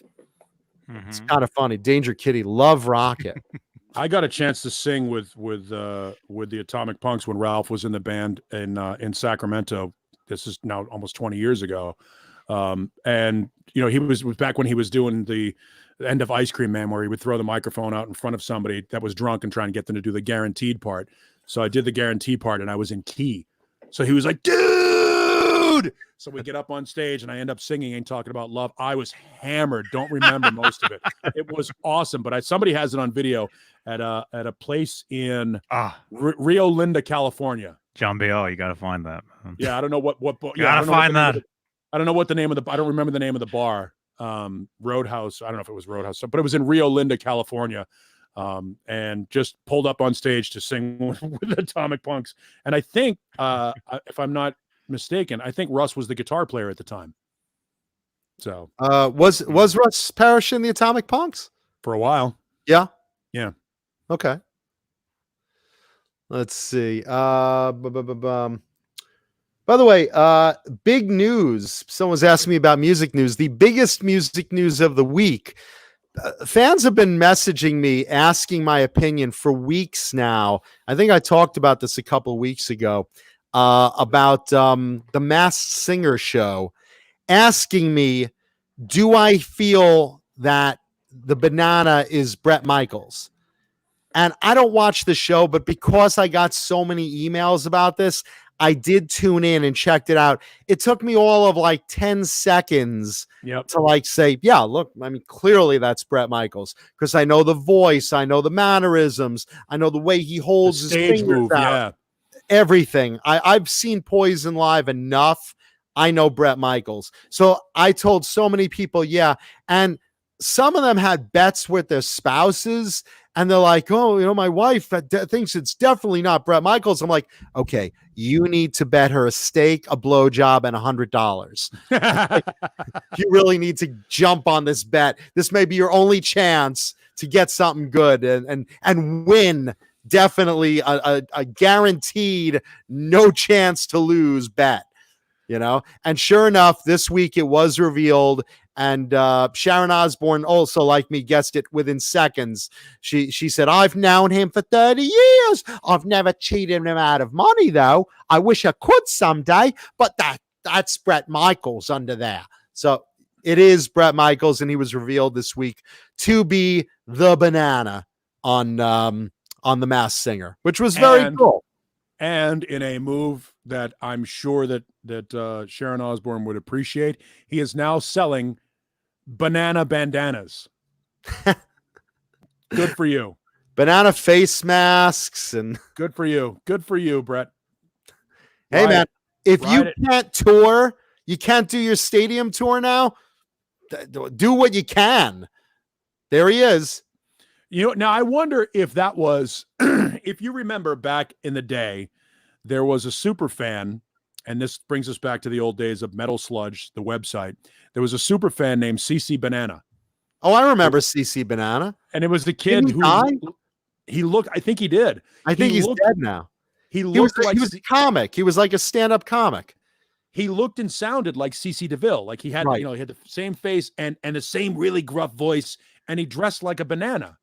And would show up and like mock those guys and like stalk them every time they came around. So I remember CC Banana, and I wonder if, and maybe I'm reading way too deep into this, if Brett being the banana was sort of a subtle thing dig at CC, to sort of make fun of the CC Banana character, because that guy stalked them for like a decade. Like he was. I remember he would show up at these Poison signings with a sign saying like hugs $1, kiss $1, autograph free. That's him. CC Banana. Yeah. No, I remember I went to a show and the guy's like handing me a business card. He's like, "You do stand-up comedy too? I'm CC Banana." I'm thinking, are you really that desperate? I'm fucking Mancuda fucking pomegranate. I mean, really? Yeah, there you that's go. really your shtick? He looked CC Banana. Also, he also looked a little bit like Mike Smith, who is Bubbles from Trailer Park Boys. He looked like the piss boy. You don't look like anything yourself. I'll get You that look later. like a bucket of shit. No, Your Majesty, really. Your Majesty. Yeah, We'll you know get that what's later. really funny? CC Banana absolutely did look and sound a lot like CC DeVille. But Yeah. you know what? And I call me crazy. I have a prediction. Right now, the government just revealed that UFOs are real. Now they just released videos that they have saying, look, these are UFOs. I think they're trying to distract from the whole Corona thing, and they let loose some videos of 2 UFOs being chased by Air Force. So Right. that made the news today, barely, right? I have a feeling in the next few days they're going to reveal that time travel is real. And you know why? You know why? No. Because 2 reasons. Number 1, I can tell my career is over in the near future. That's number 1. And number 2, and more importantly, staying on topic here, Dr. Anthony Fauci will be revealed as CC DeVille from the future. And I'm serious. If you listen to Dr. voice. Anthony Fauci and The you voice look is at his very face, similar. he even looks like an older CC DeVille. Dr. Anthony Fauci also has that gruff, growly voice that CC DeVille has. And he has that Brooklyn accent like CC, because CC also is a guy from Brooklyn. And we're going to reveal that after Poison didn't do this tour because of the coronavirus, CC went to college and to medical school online, and eventually when he grew old and gray, he became a doctor, and he said, "How can I save my career? I really liked being a rock star. I know I'm going to time travel into the past, and I'm going to save the world from this coronavirus thing. And I'm going to save my rock star career, and then I'm going to go back when this corona thing ends that I've helped prevent, and I'm going to go back to doing a stadium tour next year and continue getting a lot of pussy and stuff that I don't get now as a doctor in the future." Well, he's going to get it now because Brad Pitt did the whole thing on Saturday Night Live. Now Dr. Fauci is like, Yeah. I thought that was a great joke. I would like It to was. thank the middle-aged women who have sent me somewhat, very vivid emails and messages. Also, I didn't not- realize that was Brad Pitt until like the end of that when he Oh, took no everything kidding. off. Oh, yeah. really? yeah. Yeah. That was a running joke. Is somebody asked Fauci? They said, "Hey, who would you like to play you in a biography of your life?" And he went, "I don't know, Brad Pitt." Of course. So Brad Pitt's like, aha. But interestingly enough, I also have a secondary or third theory on that thing. I believe Dr. Fauci may also be the immortal Jackie Rogers Jr. as portrayed by Martin Short. Give me a C, a bouncy C. Yeah. That thing that he used to do with the ting and the what the hell else do you know? I love remember that. that. CC. Give me a C, a bouncy C. Give me a pair of bouncy C's. You called well. Warren DeMartini does. He does still own an early Snake Charvel. His original one was the gray skin snake Charvel that's in the Hard Rock Cafe right now that you saw in the Lay It Down video. He didn't like the way that snake skin was applied over the paint because he felt it deadened the tone of the guitar. So he gave it to Hard Rock, and he made the brown snake skin Charvel that he still has, that basically has no paint under the snake skin, and it resonates better. So he has the brown one, yes. The gray one, Hard Rock Cafe. Just to answer your question in the chat. I also think that Warren DeMartini and George Lynch had almost the exact same guitar sound at its time, for their time. They came up together. They were roommates together. They borrowed guitars together. Yeah, it was the same sound. Almost like you could tell those were the two guitar players that had that sound. You just knew it when you heard it. And they both had that, they both used that brown camouflage. It was an African division of the African Army camouflage themed guitar that has a swastika on it, and they both passed it between each other, and nobody knows where the fucking thing is now, or no one will cop to it because you can't play it. You can't go out and play. Hey everybody, thank you very much. I'm gonna. Oh, what? What's wrong? Oh, the swastika. Yeah, no, don't mind that. Don't mind that. Pay no attention to that. Ignore the swastika behind the curtain. Dan of New Jersey says CC Banana committed suicide over financial issues. I mean, that's terrible, but I mean, you have to have some other shtick besides walking around to Poison concerts and trying to sell hugs for $1. I do that. And look at me. All right for a while, though. I mean, he played off that for a while. I mean, give credit where credit is due. A, it's a goofy shtick. B, Stevie Rochelle made him world famous by joking about it, because Stevie Rochelle knew that CC Banana sort of annoyed the guys in Poison. So, of course, back when Metal Sludge first started out, that was the whole point, was to just goof on all of it. CC Banana doesn't have a career if he doesn't come up with that character. It's like Emo Phillips and Triumph the Incel Comic Dog. It's a shtick. It's a great shtick. It has a finite lifespan. At some point, there are very few. Look at even Pee Wee Herman. That it was a good shtick, but that shtick went down once he went down on his shtick. No, he was already done at that point. But yes, that didn't help. Well, Pee Wee's Playhouse was a great show. Sure. Hey, Miss Yvonne. Thank you, Phil Hartman. Pee Wee's was fun. It was fun. I meant to do that. That's my favorite line in the whole movie. When he eats shit, when he's on that bike and he goes over the handlebars, he gets up and goes, I meant to do that.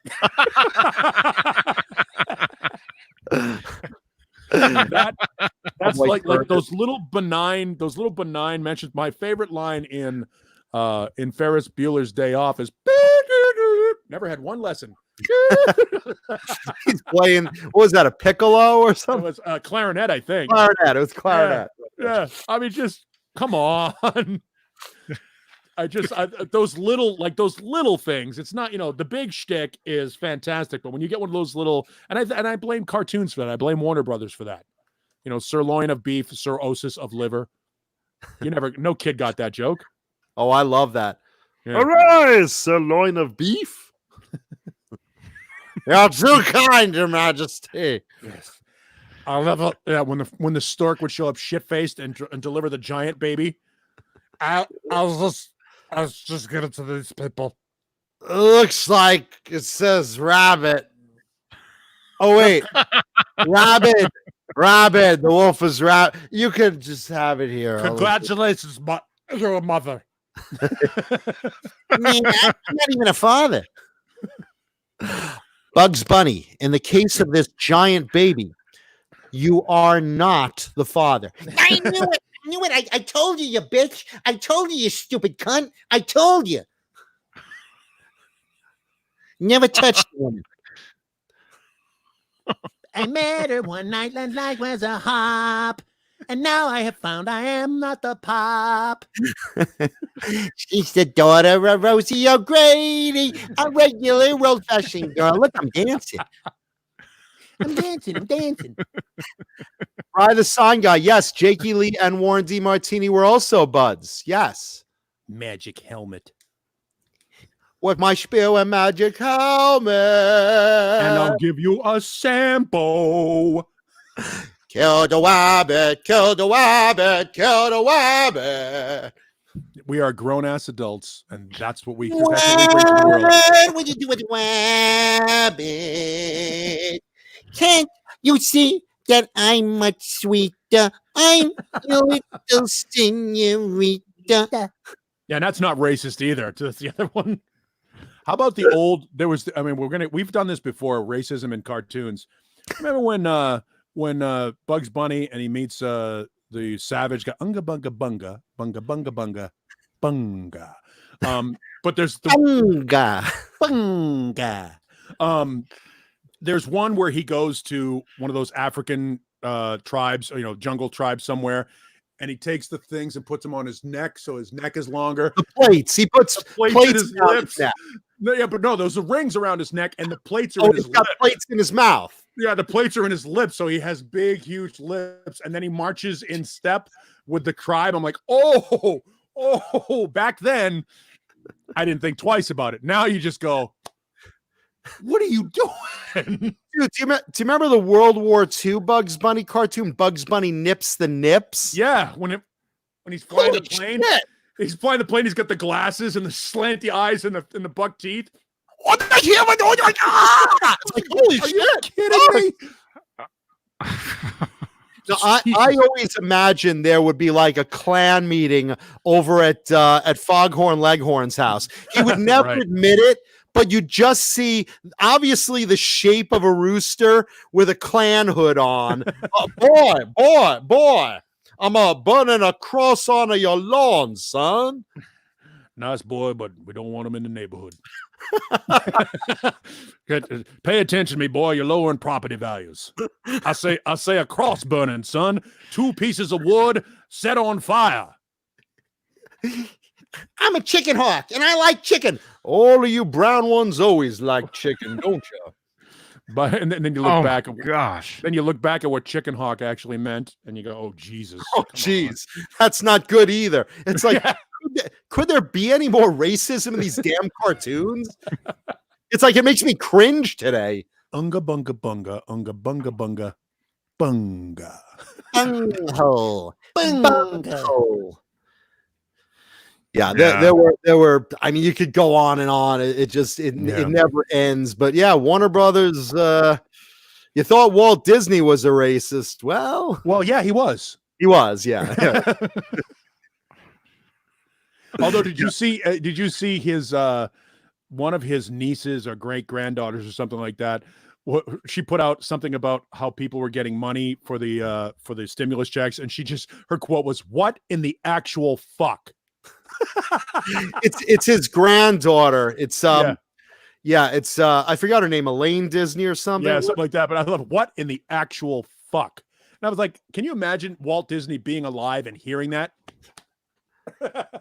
Well, they didn't show Tom Hanks doing it. He was like playing Walt Disney, walking around the park. Hello. They didn't show him like, seeing like a Spanish kid or something and being like, Security. They're like watching the gift shop. Walt Disney's given the pep talk to all the employees in the gift shop. Now, don't you let those Jews haggle you down on any of the Snow White items, okay? And we have a lot of Snow White items. White items. Get it? Get what I'm saying? That's right.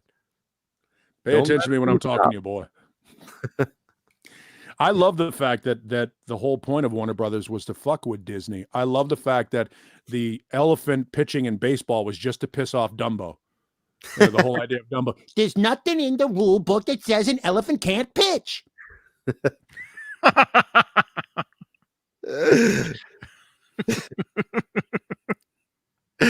And SD Design says, hello, Blue Rhino. Blue Rhino says, hello, everybody.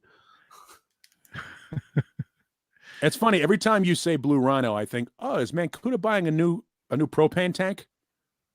Oh, yeah. That's the brand of those propane, the exchange, the propane exchange. I know. I get excited looking at that. Brian the Sign guy says, do you think Dimebag would still play the Confederate flag guitar? Yeah, I do. Maybe down south. Probably not in California shows. Yeah, I think that's why he had multiple guitars. That's why he would play the lightning bolt one or something like that. But yeah, I think he would still, going through Texas, certainly. Yeah, and Virginia and the Southern Belt, I think. I think it sucks. I mean, obviously that was the symbol that was co-opted. Look, the swastika was a symbol that was co-opted. It's an old Sanskrit for prosperity, Sanskrit symbol for prosperity and fertile land and all that stuff. And it's sad that one group of people takes it and co-ops it and ruins it. The Stars and Bars was a Navy battle flag back when, and a lot of people in the United States, have relatives that died under that flag. Now, granted, it was an insurrection against the country. Didn't know I was this smart, did you? But that flag is what it is. And unfortunately, I thought it was amazing when they stopped showing the Dukes of Hazzard because it was on the top of the General Lee. Stop it. I thought also, look, everyone knows me. I'm like the biggest civil rights supporter and gay rights supporter and anti-racist and blah, blah, blah, blah, blah. With that said, I thought even, censoring the General Lee was a bit too far. Yeah.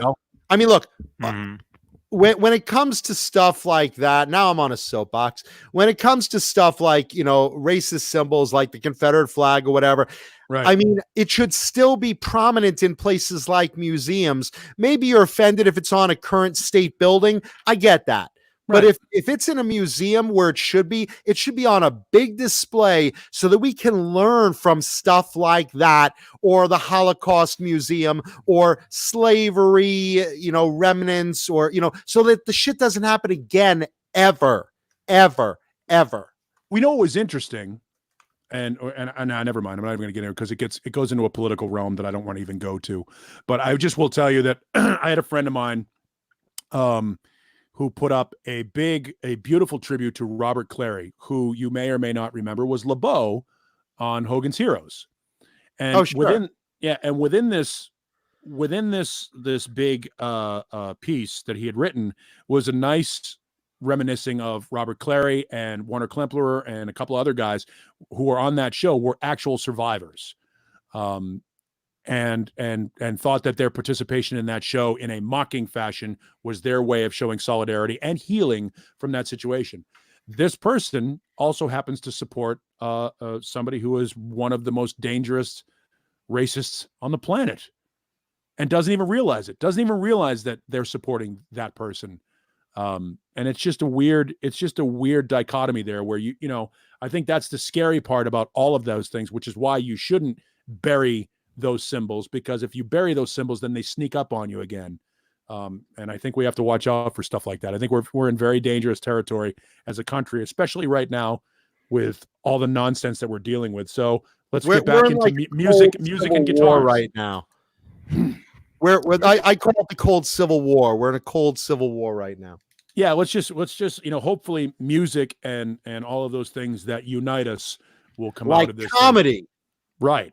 Laugh at all of it. That's why I love the Three Stooges. Tune in here for comedy. I'm sorry we failed you all. Yes, this has been way too deep. Way. Anyway, all of a sudden Johnny is not part of the show. Yeah. Johnny, you still there? Johnny's doodling little swastikas. I was frozen that entire like time. A kid in school. He's just drawing little stars and stripes, drawing little swastikas. Oh yeah, Neanderthal. Did I tell you guys that I made a ham this week? I had a bone-in ham, and it wasn't my bone. Hate ham. Nice kosher boy. Hate ham. Yeah, I'm not kosher, but I did make a ham this week. It's funny. I don't like ham, but I'll eat bacon and pork chops. What do you think it is? I don't know. I'm picky. I'm a fussy eater. A fussy eater. That's all right. Yeah. No porridge for you. Do you remember the little rascals? Speaking of racist, do you remember the little rascals that, Bill Cosby censored forever so we don't get to see it anymore? Remember, like, when they're eating porridge, but the porridge had like some plaster Paris mixed in there accidentally, and the kids are like holding up their spoon with a bowl of porridge like a rock, looking at it. Is that what you do? You I wait till hold you up wait my till it, porridge. you wait till it gets crusty, and then you pick it up so it's stiff and just flat out. You're just socks all over the house. You use your socks as shelves so you can put your bric-a-brac on top of them. I use plaster Paris to get an erection. Lenny Lou brings up a good point. We only have 64 likes so far. If you're watching the show and you're having a good time tonight, please take a second, go down, hit the like button, hit the subscribe button. Thank you. Just saying.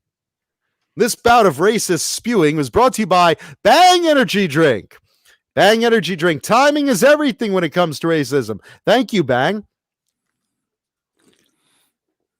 Delightfully. Oh gosh. Okay. So seriously, There's Mancuda controlling the media again. Bang Energy Drink is racist. No, they're not. No, they're not. We would not have them on the show if they were. Okay, just unless they paid double. For anything. Look, we'll sponsor anyone for the right money. Anybody has a price. Someone asked me about the band Tyketto, Paul. Do you remember Tyketto? Tyketto, Paul. Danny Vaughan, who sang for Wasted for a while. Danny Vaughan, who eventually branched off into Vaughan and then his own band under his own name, and then returned to Tyketto. Now, for those of you guys that don't know, Tyketto was one of those late tier 80s bands as we bring up. There you go. Which album is that? This is Don't Come Easy. Which I do.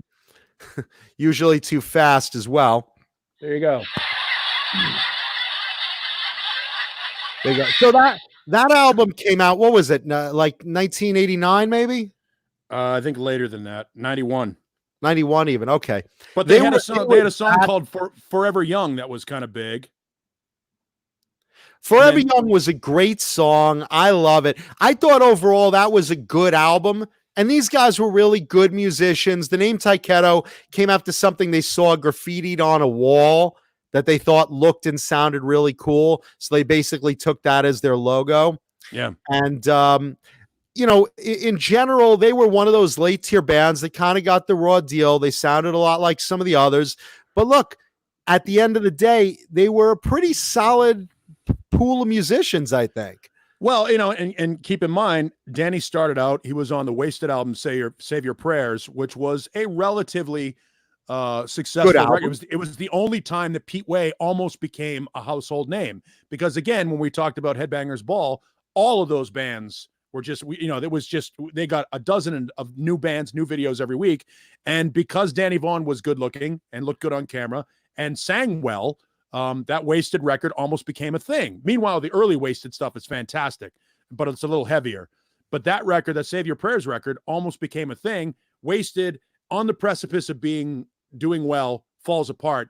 Danny Vaughan and the record company get together and go put together another project. And that's really what happened, was he used Pete Way as a springboard for his 15 minutes of fame. But Tyketto came out at the end with like bands like Trickster and Blue Murder and Badlands. And they were on that.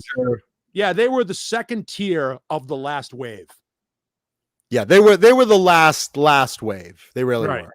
Yeah. And then, 1991, literally in that 12-month period, the entire landscape changed.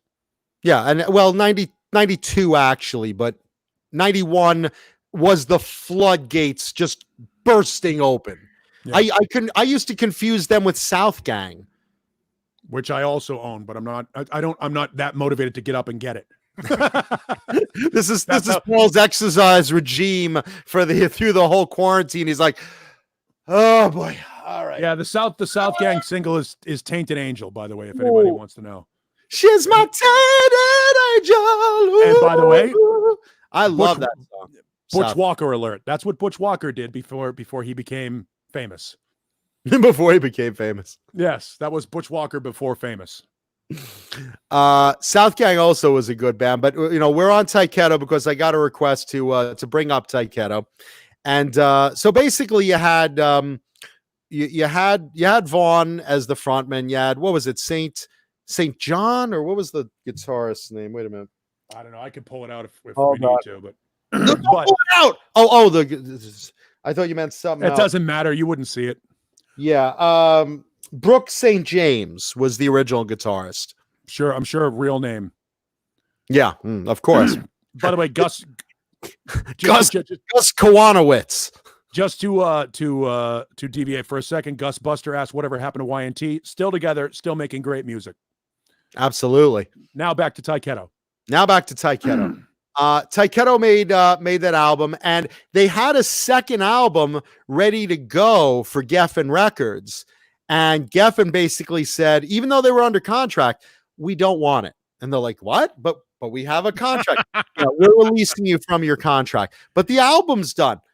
We don't want it. The album eventually got released in, I believe, 1994 or 95 by an independent company. And at that point, Tyketto went through a number of membership changes. Danny Vaughan went to Vaughn, and he was replaced. Let's see. He was replaced by Steve O'Gary, who eventually became the lead vocalist of Journey. Briefly, yeah. And he was in what, Tall Tales? Yeah, no, it was a again, it was a band who, quite frankly, shouldn't have continued after that one record. I mean, it was, and God love them for trying, but they were never going to.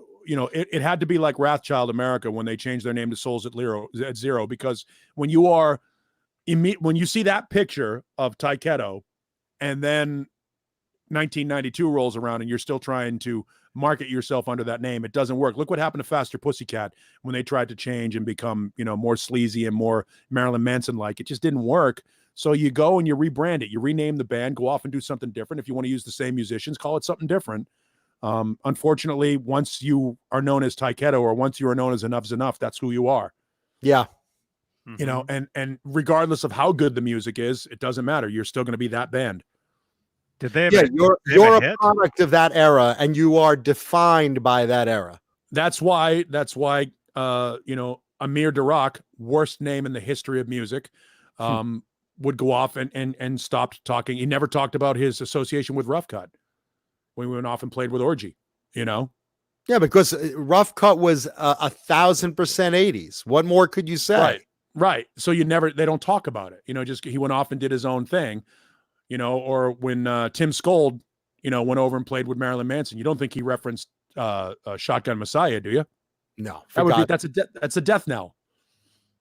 Yeah, and Vaughn went on to his own. Vaughn formed his own band at one point later on, and let's see, that was around I think 2007. So he reunited with two of the other band members in 2007, did his own thing. Then eventually they got back together in 2004 for a little reunion tour of Tyketto. Did a live record, didn't they? They came out with another record. 1, 2, 3. So they have four live records. In total, they had 5 studio records over the years. The last one being in 2016. And let's see. 1, 2, 3, 4, 5 studio records. 91, 94, which was the original one supposed to be released with Geffen. After they did a lineup change in 95, they came out with another one that obviously no one was there for. And then when they got reunited, 2012 and 2016, they did 2 more studio albums. And get this, 4 live albums throughout the years, 4 of them. Well, I think, let's face it, live albums were cheap to produce. Sure. There's minimal overdub, minimal studio time. You've already got the venue. You've already got a mix because there's a live engineer who's mixing, than giving you the best sound they possibly can. So live records are relatively cheap. And so why not make as many live records as you possibly can? Well, let's see. The first one, well, I'll answer this very quickly. The first one made in 96. I'll tell you why in 1996 you don't make a live record, because there's nobody there for it. Right.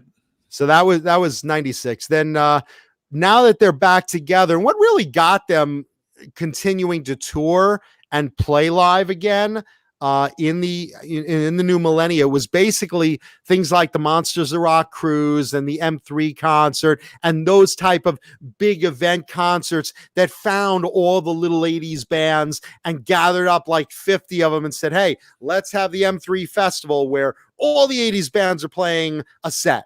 So you have the Bullet Boys and Tyketto and South Gang and Danger Danger and Warrant and, fill in the blank. Well, what was interesting about that is, and you're right, those festivals came back, and there was sort of a resurgence. And I, I'll give credit to Steel Panther, and I'll give credit to The Darkness, and a couple of other bands that sort of brought that sound back. Flip, there was a band called Flip that had sort of a pop 80s sort of hard rock sound that came back, and Airborne. And you go, well, okay, well, these bands are obviously influenced by that. And there was this little resurgence of it. And now, I mean, let's face it, those cruises, those Monsters of Rock type cruises are massive. And there's one leaving like every 6 weeks because, there was. Yeah, I know. But you see on social media, somebody from some band saying, hey, MOR cruise leaving Friday. And they're gone for 12 days, and then they come back, and all they do is they go out and they cruise off the coast of California for 6 or 7 days, come back, and another one leaves like 8 days later. It's like, yeah, it's good for them. I mean, it's been a great new cottage industry for them, and it gives people an opportunity. And when you're trapped on a boat with those guys for 5 or 6 days, there's a chance you're going to mingle with them, like you're going to run into them right at the the buffet or whatever it is. You can stalk them now. Now it's safe to stalk them. But they know that, hey, that's a new way for them to, like, I'm friends with a guy named Dwayne Miller, who's the drummer for Keel. And Dwayne, he loves those things. He's like, hell, man, I don't have to do my job for 2 weeks. I can go out on one of these cruises, and he uses his vacation time and goes off and does these cruises and plays with Keel. What's Dwayne's stage name? Dwayne Miller. Miller. Okay. Because I think his birth name was Musquotum. Dwayne Musquotum. Yes, that could be it. Very, very, very mature. I thought it was, yes. If you're looking at maturity, you've tuned into the wrong show. Holy shit. The only mature thing about this show is the Pepperidge Farm guy. And it's it's still not as stupid as Amir to Rock. Your name is I'm Here to Rock. Shut up. That said, the guy could play. I mean, I yeah, like he was a good player. But what a graphics. What a terrible name. Amir to Rock. Asshole. I'm here to sleep with groupies. Amir to Rock. Sleep with groupies. Come on, man. And Come on was the drummer. I like him. That's the thing. It's like, I like him. I like his playing. I like the bands he's been in. Don't. The drummer's name was your titsa. Your titsa, come on. Yeah. Your tits are out. Your titsa, come on. Your titsa, come here. Your titsa, come here. Stop. Amir to Rock. So Tyketto, bitch. Tyketto's last album was a live album they did in 2018 and another one in 2019. So they're still touring. And right now, nobody's touring because coronavirus is the new grunge. It's canceled all tours. It's canceled all metal tours. Ended all of it, yeah. Yeah. So right now, if you're in Tyketto and you're listening, we're really sorry, but you're back sitting home again. But you can watch. They have a lot of videos up on YouTube still. You should get them on here. Have them come on. I've never heard of them. I've got to go. They're probably like at the soup kitchen in Skid Row right now because without anything going on, there's not a lot of energy going on. I don't even think they're looking at their phone. But I don't even know what value the name Tyketto holds anymore. I mean, it was clearly a vehicle for Danny Vaughan.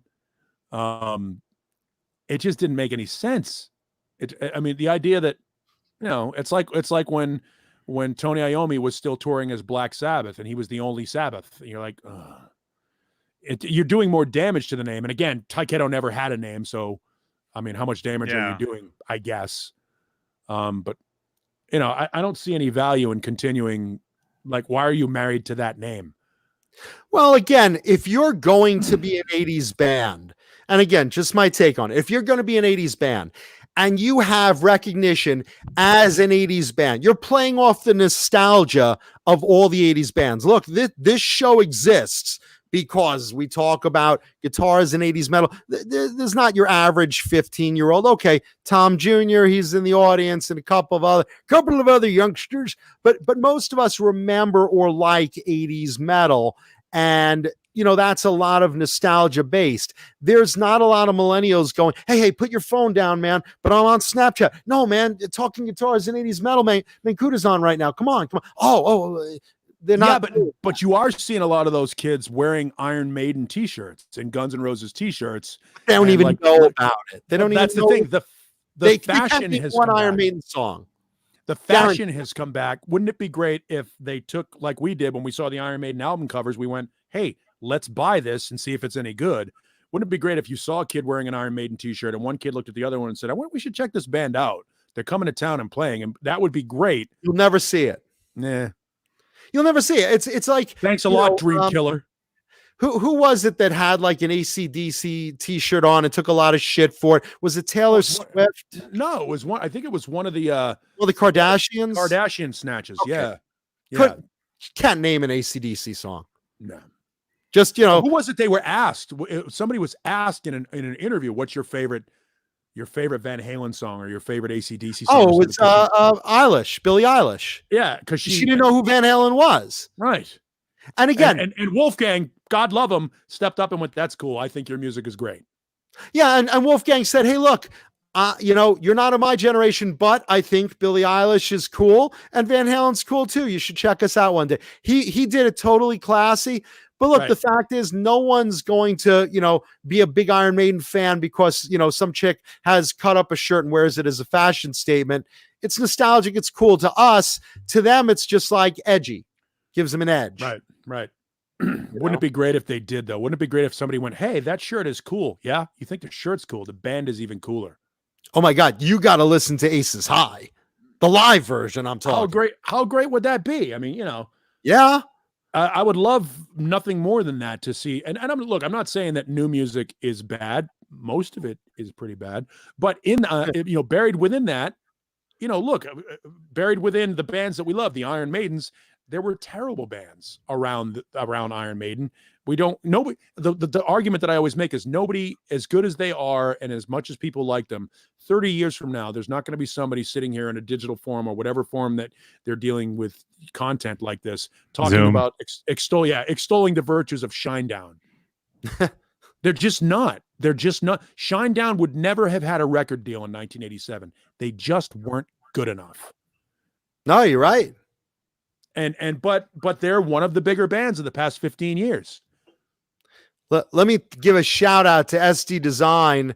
Thank you, SD. I do stand-up comedy in SoCal after the quarantine. I did stand-up as a teen. I've said this on the show before.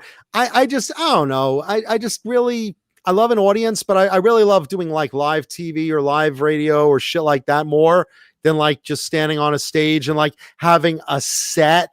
I didn't really like engaging in a set. Like this joke has to lead to this joke, which had to lead. It felt more robotic than natural and fun. So I kind of backed off of that. So, unless like, someone really high end comes at me, I like doing scripted material on TV and shit.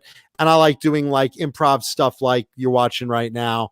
But thank you. And thank you for the $5 contribution, man. Yeah. That's the beauty of what I do, which is a radio show every morning.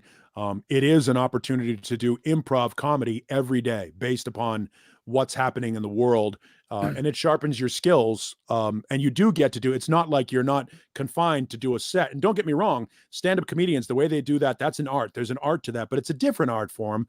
And very few people who do improv or train of thought, stream of consciousness comedy can translate into that set comedy and vice versa. Very few do that. Even George Carlin, who was thought of as a stream of consciousness comedian, wrote and rehearsed and pre-practiced all of it. The trick was he made you believe that he was ad-libbing. Robin Williams, same thing, made you believe he was ad-libbing. That's because they were great at their version of that art. But on the other side of that, you've got Howard Stern, who is completely linear. He's got a group of people around him feeding him a lot of information, but what he does with that information, how he juggles it and chooses to deliver it, is his art. And they're mutually exclusive concepts. So very few people that can do linear train of thought comedy can excel being confined in that sort of stand-up world. It's two different art forms. I did it well. I got like a decent audience reaction. And yeah, someone in the audience asked, did I write my own jokes? Yeah, I did. But again, I don't want to get into, that box of I'm trapped in these 15 jokes before my set ends versus right here, instead of like a room of 200 people in a comedy club, I'd rather play to thousands of people live here on TV and just go at it random bits with you guys and, just come up with stuff on the fly. And, it's more funny when it's spontaneous like that, when you're in a conversational thing. And that's what Stern does too. He's got a sidekick. He's got a, whatever. And I prefer that medium personally. And it's different if I'm doing a scripted thing like Veep, then okay, I know I've got to hit this mark when he hits that mark, blah, blah, blah, blah. That's different. That's in total acting. Your body's into it, your headspace, you're in a character. That's different. This is more improv. Paul and I are coming up with bits, feeding off each other. Paul says something funny, which reminds me of something else funny, and vice versa. And that, to me at least, is always been more fun and something just I enjoy more to thousands of people. I'd rather do that, And it's stimulating too. Like it becomes a game. My pecker's going right now. It's throbbing. It's definitely stimulating. It's a game though. It's a game. Like I know, and I think we've talked about this before. Actually, we talked about this after the show last week. We were going through why this works well. And that is, I know that if I say something, if I throw a topic out there, Mancuda is going to go one of 6 different ways. And if he goes one of these 6 different ways, I've got to have 6 different reactions to each of those. And you play the game where you try to lead him down the path that you want him to go to. It still might be one of these other 6 ideas. Like I might want him to go through idea number 3. Yeah, Paul wants me to go this way. But he goes to idea number 6. So what you do is you have idea number 6 and you try to lead him back to idea number 3. And it becomes a game, and I know it's fun to do, and that's like sort of the pleasure that you get out of it, and then you get to watch it as a voyeur. You get to see how it works, and ultimately, we both have talked about and professed our love for the Warner Brothers cartoons. They did it to make each other laugh. So I know that John is a tough laugh. If I can get him to laugh, then I know it was funny. And that's kind of sort of the game behind it. And it's a good way to kill time. What else do we have to do? Yeah, we really have nothing better to do. We have no life, no money. This is it, guys. This is as good as it gets. Someone did ask if I have a Line 6 pod right there behind me. And the answer is yes. That is I'm not really good at this. There it is. It's a Line 6 pod HD 500X that I traded somebody a combo amp for, and I don't know how to program. But it looks good, doesn't it? Looks like I know what I'm doing. And someone in the It's been chat there for a few days. Someone in the chat mentioned Joe Rogan. Yeah, Joe Rogan's show is great. It's different than our show. And look, we love hanging out with you guys and girls in the chat. And that's what we do. We're a little different format. And we're happy to be on the markets that we are. iHeartRadio, we love you, even though you're trying desperately to get rid of us, just like everyone else in our lives. But we're here. The problem is that Johnny Beane guy doesn't let you get a word in edgewise, and that's He's always been an issue. It's an He's issue. It's been an issue with this show since day one. And if the executive producers are watching right now, fire Johnny Beane. Yeah, because that would really clear a lot of space in the show. Our images on screen would be bigger which is good. Paul and I are very handsome guys. Right, there we go. Yeah, well, great. That's exactly what we're looking for. As if my penis needs to look smaller. Yeah, really. You can't make mine any smaller. Even cold water doesn't have that much more of an effect. I like this view. Of my All right, penis? Johnny. Oh. Take it away. Yeah. All right, Johnny. Yeah, Paul and I will wait for you, Johnny. Go do your bit. Look at this. We're waiting. I've never heard of Tyketto or whatever that was. That was 20 minutes ago. Where the hell Yeah. have you been? You guys have been talking nonstop since then. You're welcome. But Yeah, that's what we do. That's the content of the show. Go ahead, Johnny. Your thoughts on Tyketto. what did they have a hit song? Forever Were you Young. listening? Forever Young. Yeah. Great song. Really good song. Yeah. I don't think they wrote it, though. I don't know. Paul and I write our own shit. And we never had a hit either. And thank you, Amanda Coombs. And thank you, Max F. Thank you, everyone in the chat who's saying nice things. Leave us a thumbs up. Subscribe. Tell your friends. Tell your friends who also have nothing to do in this pandemic that this is a good place to come and get a couple of laughs and get out of the real world bullshit for a couple hours. Mm-hmm. Yeah. Dynamite drop in, John. Well played. Thank you. Brought to you by Bang Energy Drink. Thank you, Bang. I usually try to wait till we do something so off the rails before I throw Bang one of their sponsor mentions. Beautiful. This underage sleepover brought to you by Bang Energy Drink. Bang. Bang. If grass grows on the field, play ball. Yeah. And Swiss Picks. Swiss Picks. My dick is so small it'll fit right in those little holes. There you go. Yeah, let me tell you something. If anyone is out there watching the show, we do this every week. And I'll tell you something. Sponsoring this show will get your name out there. It won't always be good, but it'll definitely get people talking. Like, did you hear they were talking about underage Girl Scout sex? And Bang Energy Drink had something to do with it. Yeah, so...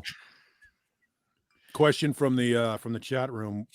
Thoughts on April wine? Well, wait. Hold on, Paul. You got to read the guy's name. All right. Who Yes. asked that question by chance? What's his name?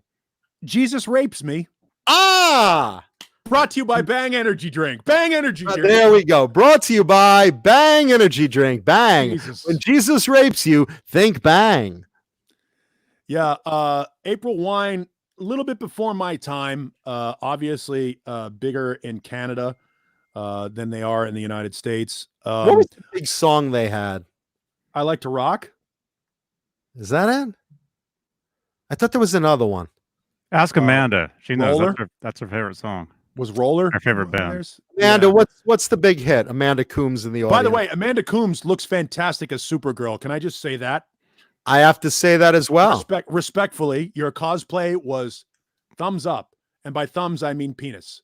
Yeah, listen, my Krypton exploded in my pants when I saw those photos. Oh my god. Yeah, Roller was their other big one, but it's I Like to Rock and Roller. And my only references for they had a song in the late 80s or mid 80s called Roller. The Way That It Is. Do you remember That's the Way That It Is and it ain't ever going to change? They had and was it Sign of the Gypsy Queen was another one too, right? Amanda said yes. That's Yeah, not okay. Bruce Hornsby? No, that's a different one. But it was they had sort of a comeback in the mid 80s or so.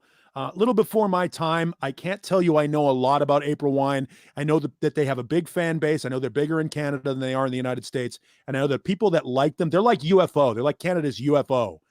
People that like them really like them, but not a lot of people like mass acceptance. There isn't a huge mass audience for them, but they've been around for a long time. They've played all of those festivals, the Doningtons and all that shit. There's something to be said for longevity. I just don't know enough about them to really opine, if you will. I don't know anything about longevity, neither my career nor my penis. Just saying. But I remember The Way That It Is and Sign of the Gypsy Queen, Roller, and I Like to Rock. So look, somebody that doesn't know anything about the band knows 4 of their songs. They've made an impact. Roller, I think, was the one I was thinking of because I remember they had it. Yeah. Dane Zimmerman, how are you, brother? Oh, you might be right. Yeah, The Way That It Is might have been Uriah Heep. You could be right, Dane. I apologize. Yeah, Amanda knows. This is her band. She knows this. Let's see. I swear I'll thumbs up and super chat if John or Paul finally plays a riff. You guys could practically be the Beatles by now. We're the Beatles of our Beatles is what we do. Play a riff. $5, huh? Done. I want to give away. Riff done. Where's your $5? I'll play a riff, but I got to go get a different guitar. I don't want to give away today's show and tell guitar yet. I have to pee, so you do what you have to do. I don't know if you guys have been noticing since the show started. Oh, you peed in that bottle? I've drank. I think the last time when we did Saturday night show, I think the show lasted 3 hours. I drank 9 bottles of water in that time, and was up about every 45 minutes after that, just in the bathroom, just miserable. Nice. John, if you want to grab a guitar, I'll play one. I'll play a riff. Play a riff. I'll grab a guitar. Oh, you grab another guitar. Okay. Play me out, Johnny. Where's my riff at? All right, here's a riff I just wrote and recorded today. Right here. You got 30 seconds.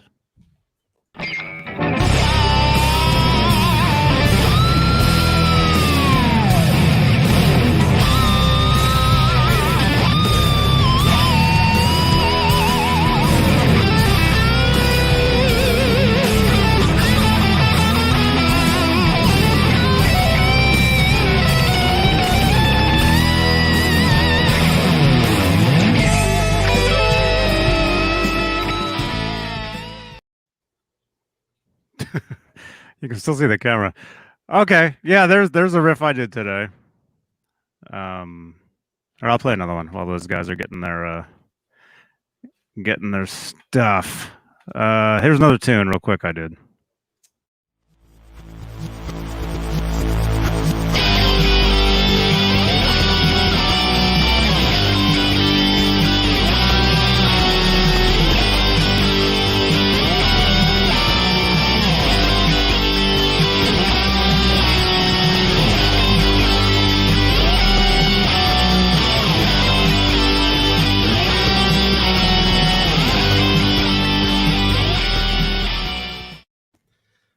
Hey.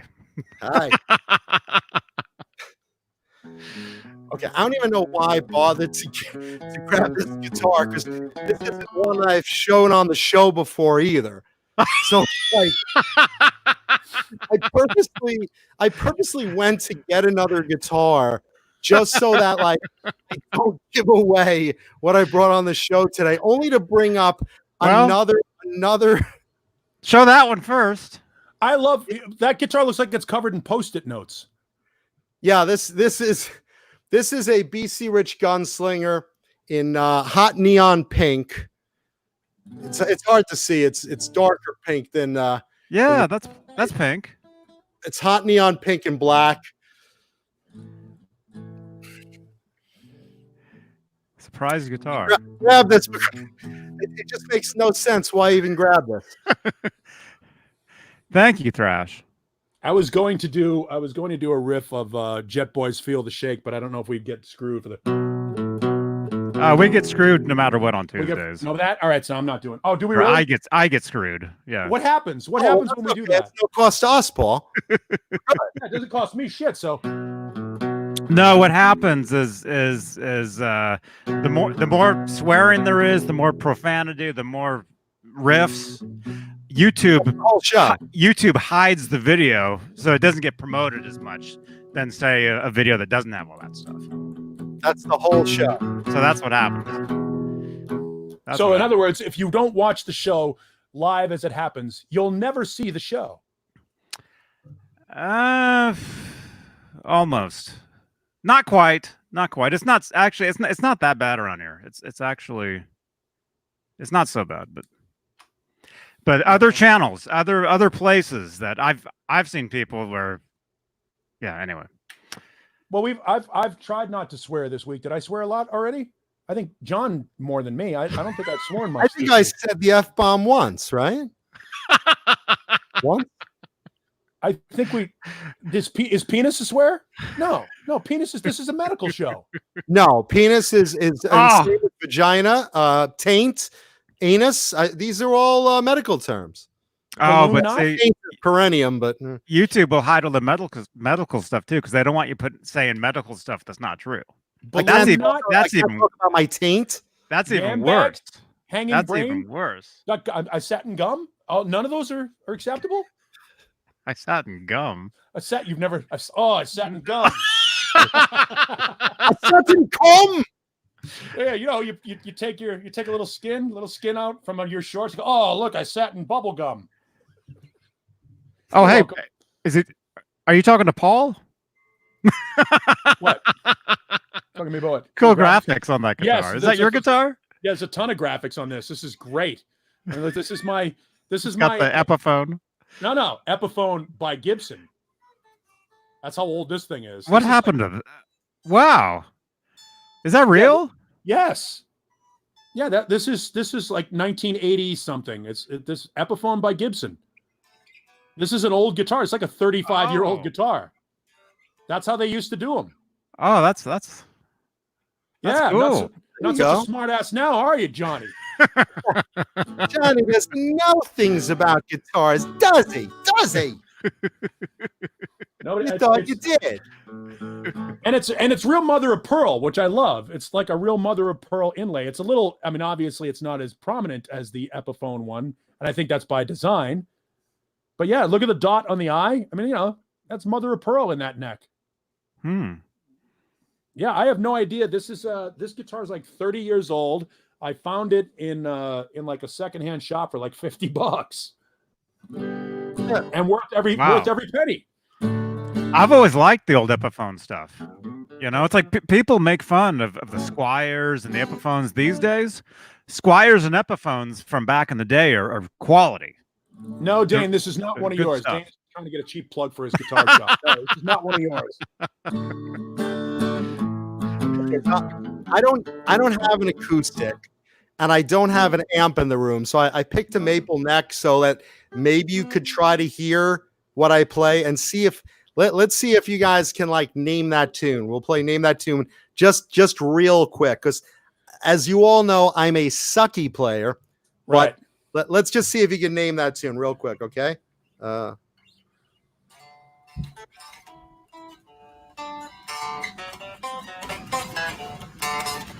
Yeah.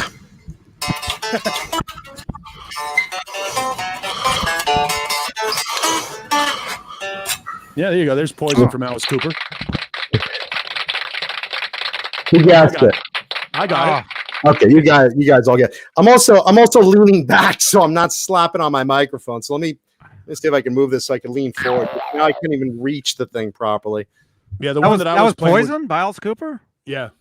Oh, that's a Desmond Child song. Yeah. The one that I was playing was an obscure band out of Ireland called Mama's Boys, and the song was called Run. The one that I was playing, I just wrote and recorded today. It has no name. Look at you. Okay, here we go. Ready for number 2? That's what she said.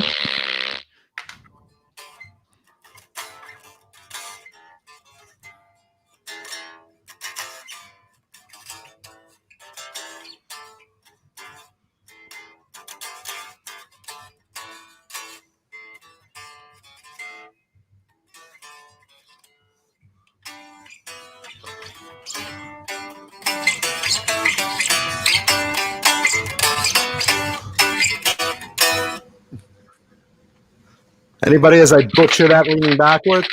I got nothing but that one. Yes, you can't hear the fucking thing.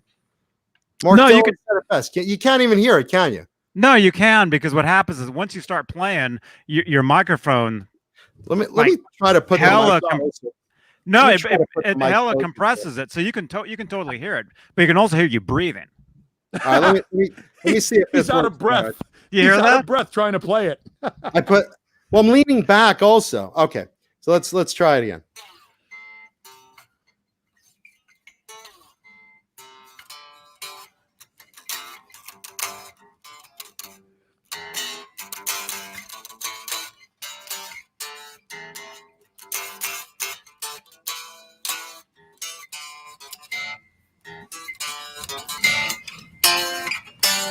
Yeah, like right there.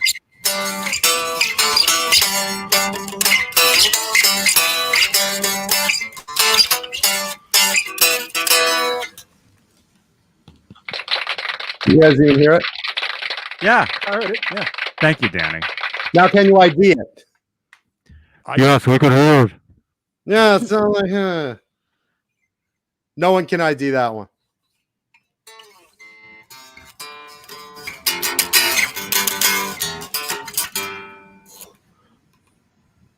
Nope. No. Okay, Steve Carmichael got it. Steve Carmichael What did you get? What was it?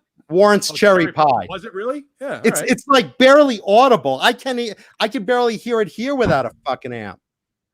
No, we can hear it. We can hear it. Play it one more time. Now that I know what it is. Okay, so that's the very beginning right there. Dun, dun, dun, dun.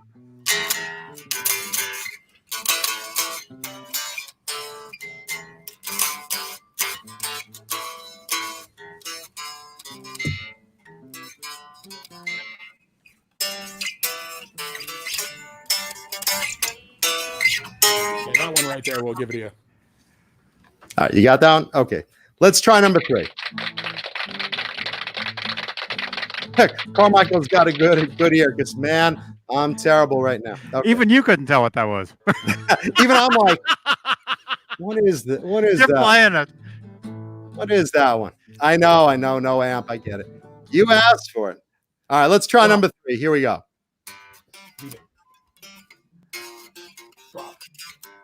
Oh, I know that one. I know that one. Don't say it, Johnny. I'll play it again for those that didn't hear it or can barely hear it.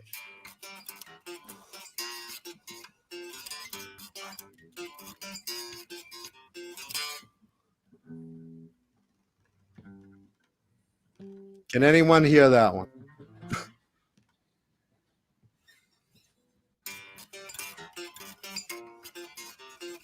No.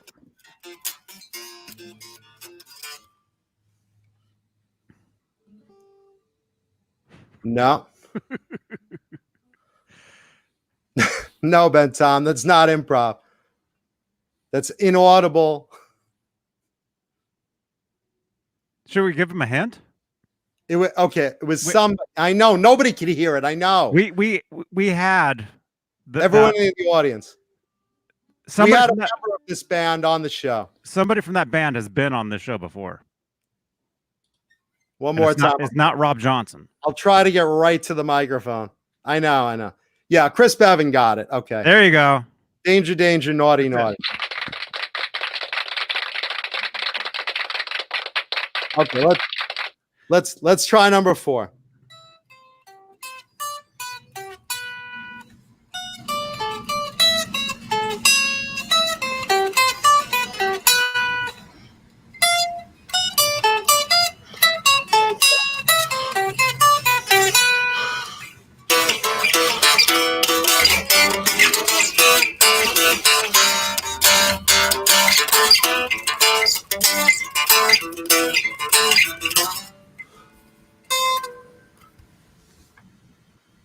William Gutter Ballet. Mark Dillon got it before I was done.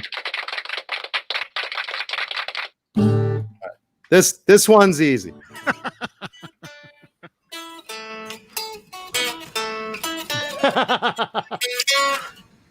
Let's see if you get that one.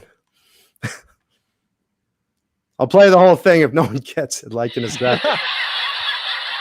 I know it, but I'm not saying a word. Everyone knows it.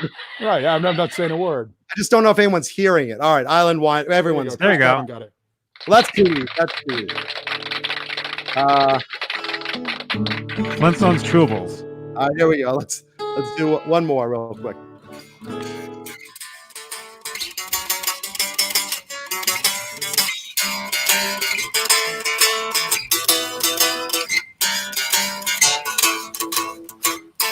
I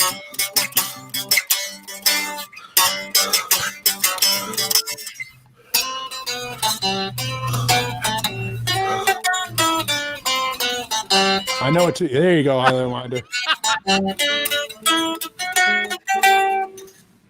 Yeah, okay, that's easy. Talk dirty. He's been talking dirty the whole show. We've been talking dirty the whole damn episode. It's so weird for me to play on my bed because I'm like elevated and weird. That's what she said. Let's see. Okay, let's see if you guys get this one because this is a real oddball one. Let's see if you guys get this one.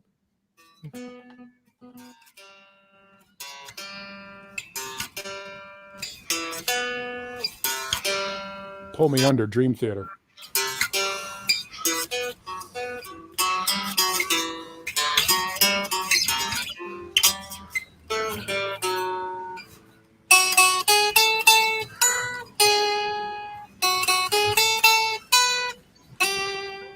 Row, row, row your boat.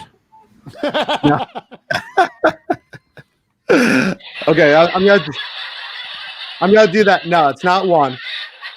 One's a good guess because it's a real similar song. It's not one. Is it Okay. two? I'm gonna do it again. Listen really close.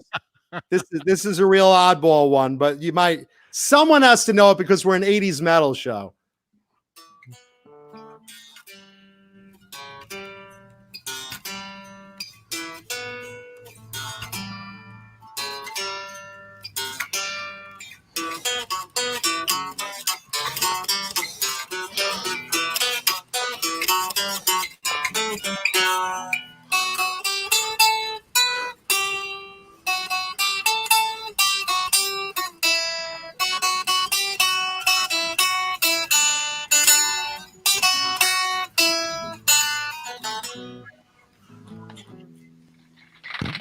Thrash metal, if you know it, name it. Let's see if anyone's got this. Thrash metal says he knows it. He says he knows it, but he hasn't put the gas. And it's not Metallica.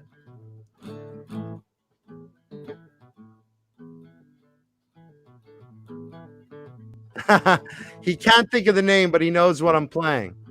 It's an odd band. The band's initials are PM. Pretty Maids?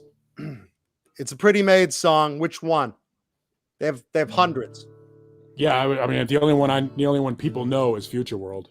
No, this is a real popular one.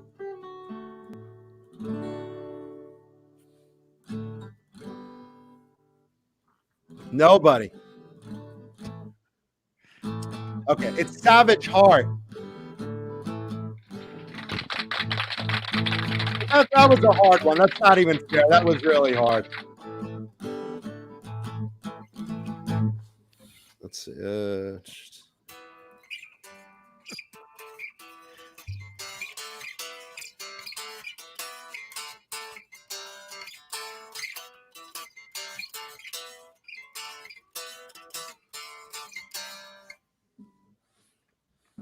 Was that a song? That was. Where's John Biel, by the way?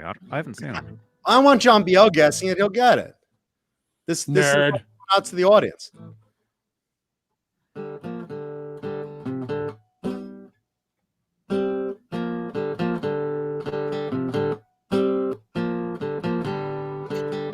Thank you, Danny Alexander. Yeah, where's John Biel?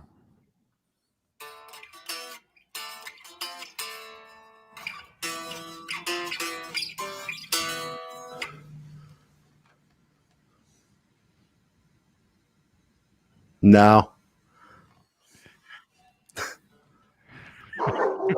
Okay, let's try something a little easy.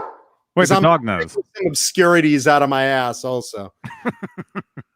Let's see. All right, let's see. There you go, Riley. Nice job, Riley.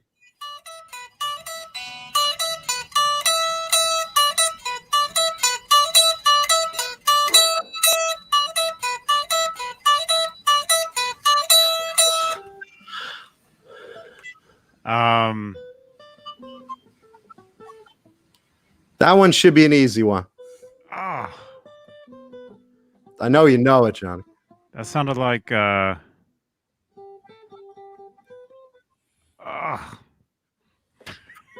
Well, it sounded like shit, but Saxon. Let's see, what was it? Saxon. All right, Saxon. Right. Broken Heroes. Nesdel's gonna be even more mad because I told him not to play guitar in here anymore. And look at you guys. He's gonna be so angry again. Where are they now?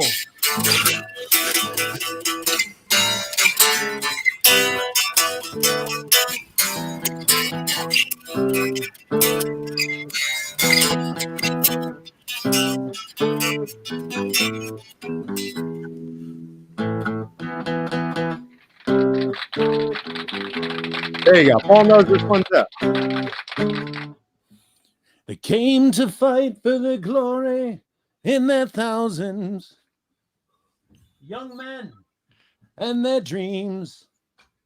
They died before their guns for their country. It's a great song. Where are they now? The broken heroes.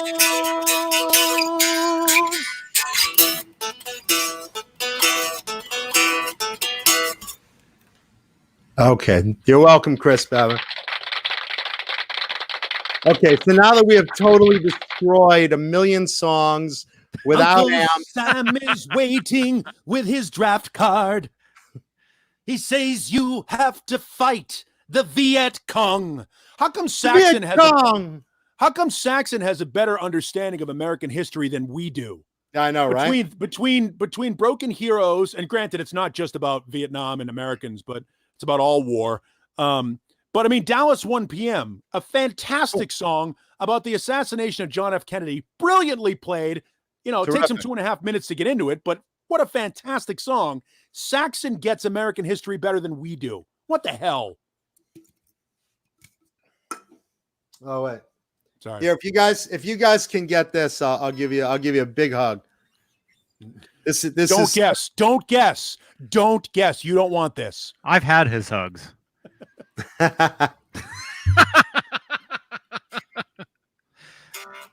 I was asleep.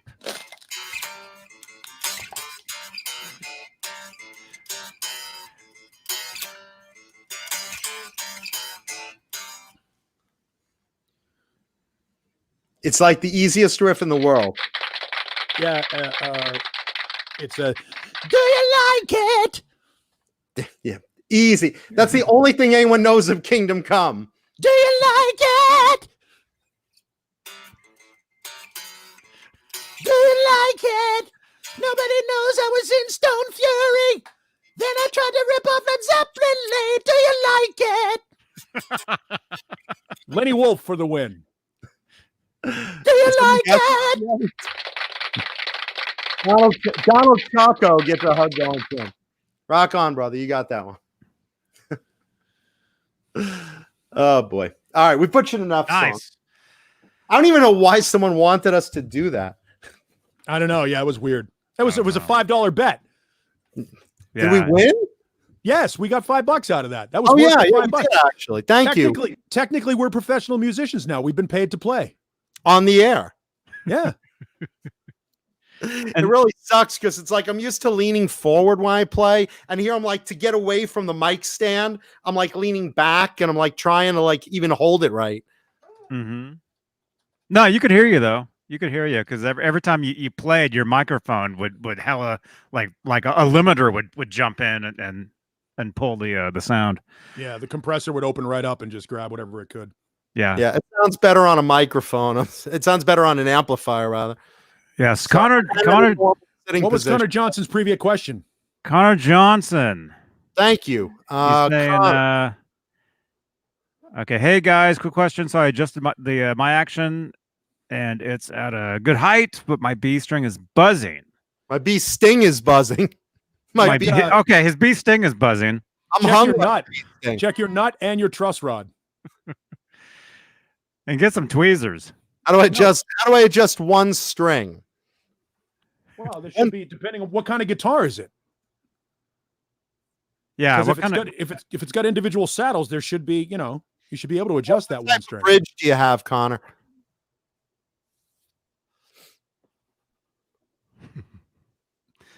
All of a sudden, it's got all serious. Like it all started about serious music. Yeah, Suddenly, no more dick jokes. Now we're like, hey, oh, okay, they actually do play guitars. Okay, yeah, some guitar question. Oh, all right.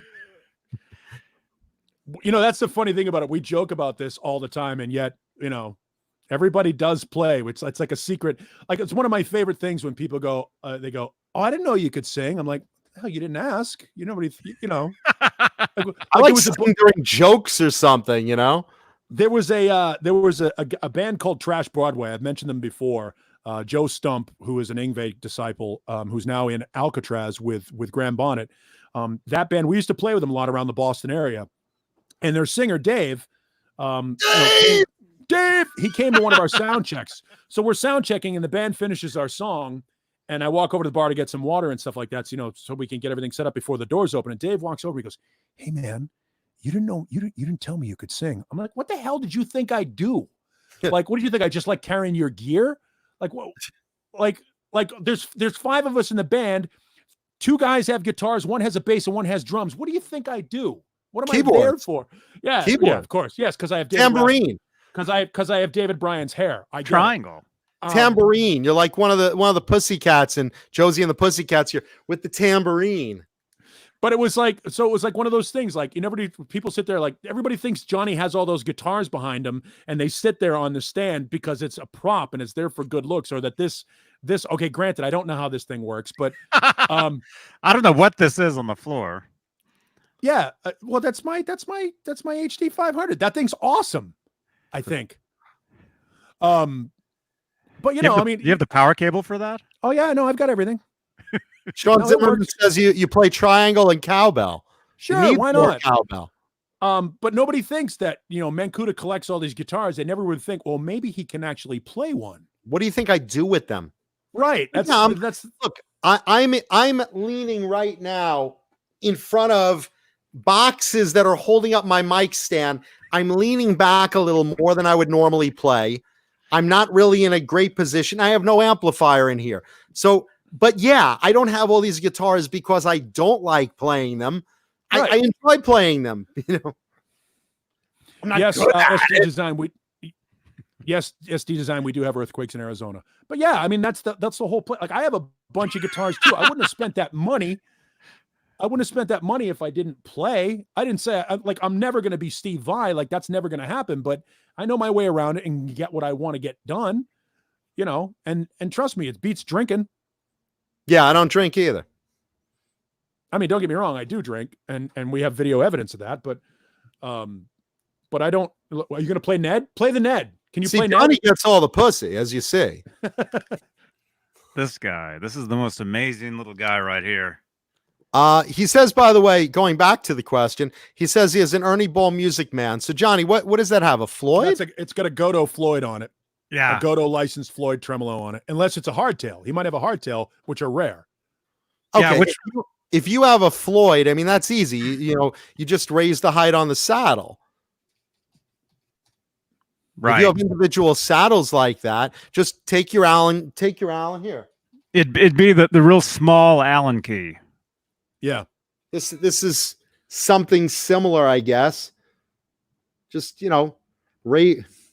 raise the height right over here with a small Allen key, raise the height of it. Yeah, there's like a saddle underneath the string. You can see it. You can barely see it because it's black. But on both sides of it, you'll see there's like a bracket, and that bracket can be raised. Now, you want to raise both sides of it so that it's even. So otherwise your strings come out of line and you end up with the string over the pole incorrectly, and it's going to sound like shit.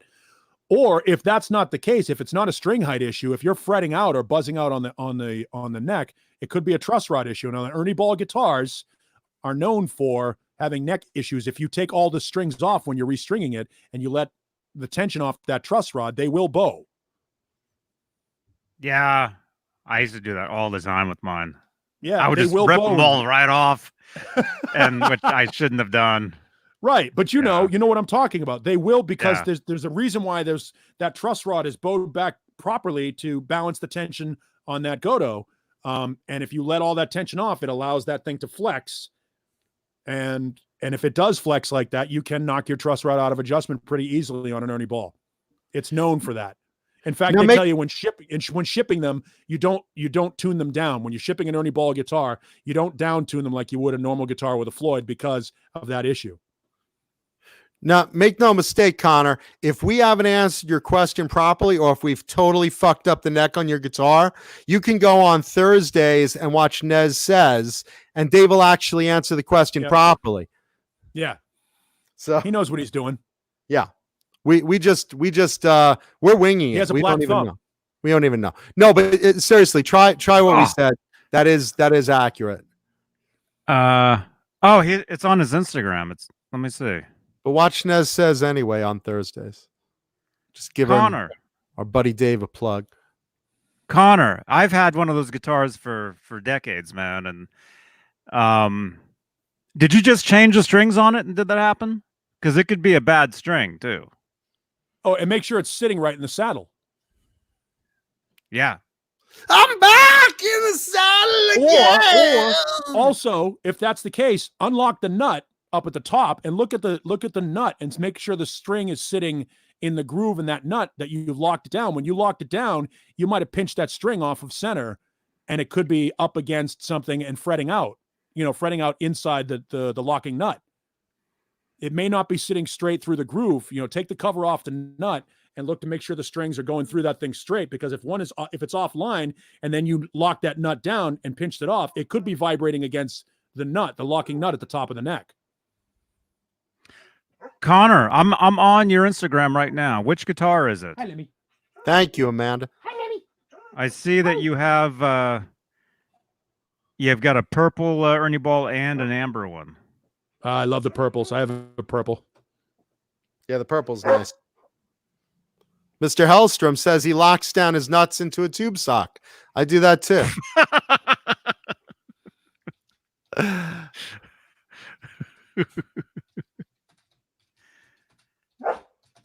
And Sean Zimmerman, who's definitely smarter than all of us combined, he says you can raise the whole trem. Don't mess with the saddles unless you need to change the radius. Then take out the plate under the saddles to make it a 10-inch radius. With it out, it's a 12-inch radius, string height posts. Giggity. That's so beyond me. This is why I give my guitars to a luthier. This is especially with a Floyd. Yeah. I'll be right back. I have a dog yelling that she needs to go out. Yeah. When you walk out there, make sure you look at all that she's trashed. Come on, baby. Come on. Let's go back. And I have a cat that just yawned. Oh, The cat's bored with the show. The cat should leave a thumbs up. Connor, I'm looking at your guitar. Are you sharing it with the rest of us, Johnny, so we could see? Here, I'll do this. Actually, I'll go over here. Is it the amber one? The string is resting on the first fret. It's like the neck is angled up. Rest on the first fret. Okay, that means it's the nut. The nut slot for the B string might be a little low. Might be a little chewed into. And that's a locking nut. So one thing you can do, actually, shim. well, there might actually already be a shim under there. Put another shim. Mine has like a plastic, a little plastic shim, I think. Yeah. How's the E string? There's two of them, Johnny. Well, the high E. Here. I'll show you guys his guitar. It's the amber one, I'm assuming.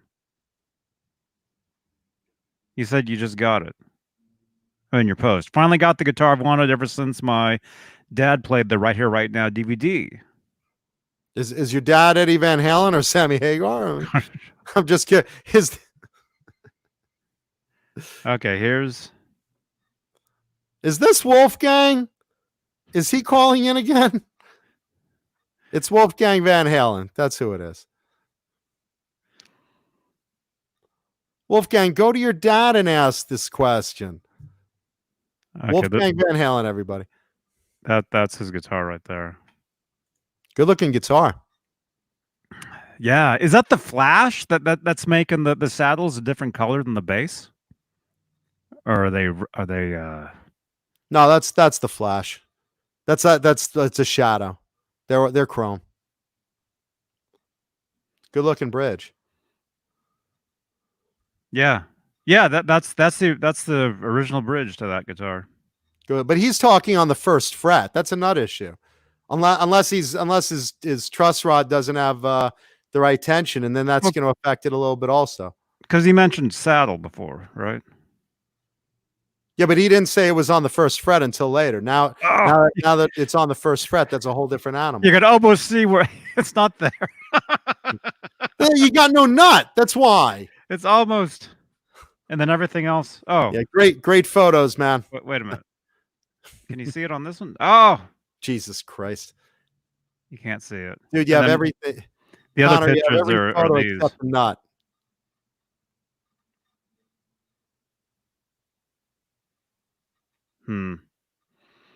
One thing you can do, Connor, is you can replace the one string.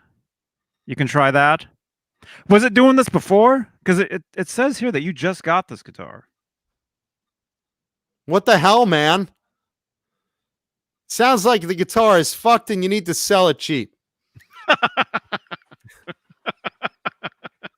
Yeah, Brian the Sign Guy. That's what I initially thought was just stack up the shims onto the nut. My only thing is, as long as the truss rod is like adjusted fully, because that'll also affect it a little bit as you affect your bow. But that's the general gist of it, man. Connor says it's new strings. Yeah, just make sure your truss rod is adjusted right. And if it is and it's still there, I would just shim the nut a little bit. Or just play with a lot of distortion and you won't even notice. Shim the nut. Just shim the nut. Thank you, Wolfgang Van Halen, everybody. Okay. So Blank Actually, Palette says, you're all wrong. Screws in the front there are screws. Loosen the string and turn the screw. It moves it forward and back. I fixed it that way. Well, now he's talking about the saddle. Oh, you're back on the saddle. Okay. That's the saddle. Okay. That's not the nut. Connor, since we're both on Instagram, send me or post something of you playing the guitar. Let me hear what the string sounds like. Let me hear like all the strings open and then hear like fretting up on the first few frets. Yeah, if it's not buzzing all the way up the neck, then it's a truss rod. Sounds like my rod. If it just buzzes open. Just buzzes open? If it just buzzes open, it could be the action. The zipper's opening. Is the locking nut tight? Is it the string buzzing or is it a screw up on the locking nut? I mean, your guitar is fucked, Connor. It's fucked. One way or the other, your guitar is fucked. You got to realize this. You cost us time on the show for a broken fucking guitar you should take back to the store. Oh, it's an Ernie Ball EVH, so good luck finding somebody to work on it. Yeah. All right. It's a nice guitar though, Connor. And yeah, I don't think it's nice guitar. I don't think it's a serious issue. I don't think it's a big deal. No, it's not. It's not. Like I said, post a video or send me a video of you playing the guitar, the open strings, and then play each individual string like on the first like 3 frets. Yeah, Sean Zimmerman's thinking the same thing I am, which is that the neck is out of bow. That's what I said also. And if the neck is fine, if the truss rod is adjusted properly, then put a shim under the nut, no? Yeah, or it's a saddle issue, or it's a saddle, or look, it's on the first fret though. Well, the first fret, I mean, that's going to be a nut. That's a nut or issue. It's a nut issue, or it's a truss rod issue. I mean, Yeah, look, Mark Dillon nailed it on the head. I want to buy that guitar from you, dude. I want it cheap because it's busted. It's busted. Turn that truss rod a quarter turn, and you'll be fine. If that's what it is. I mean, it's.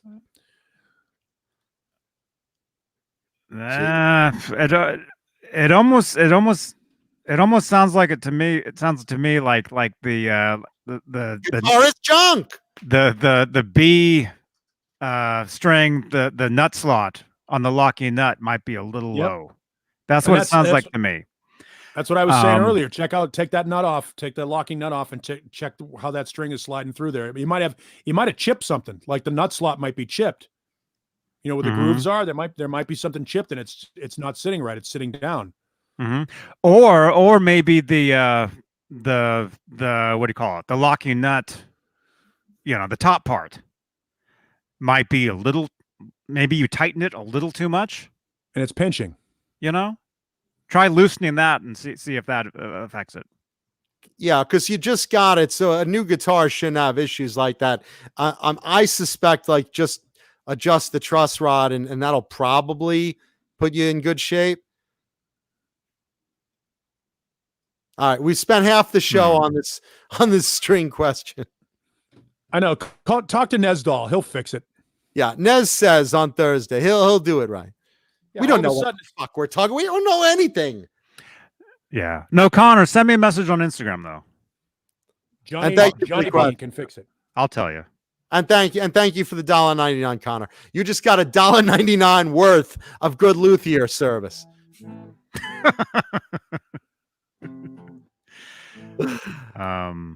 Okay. So you have a real guitar?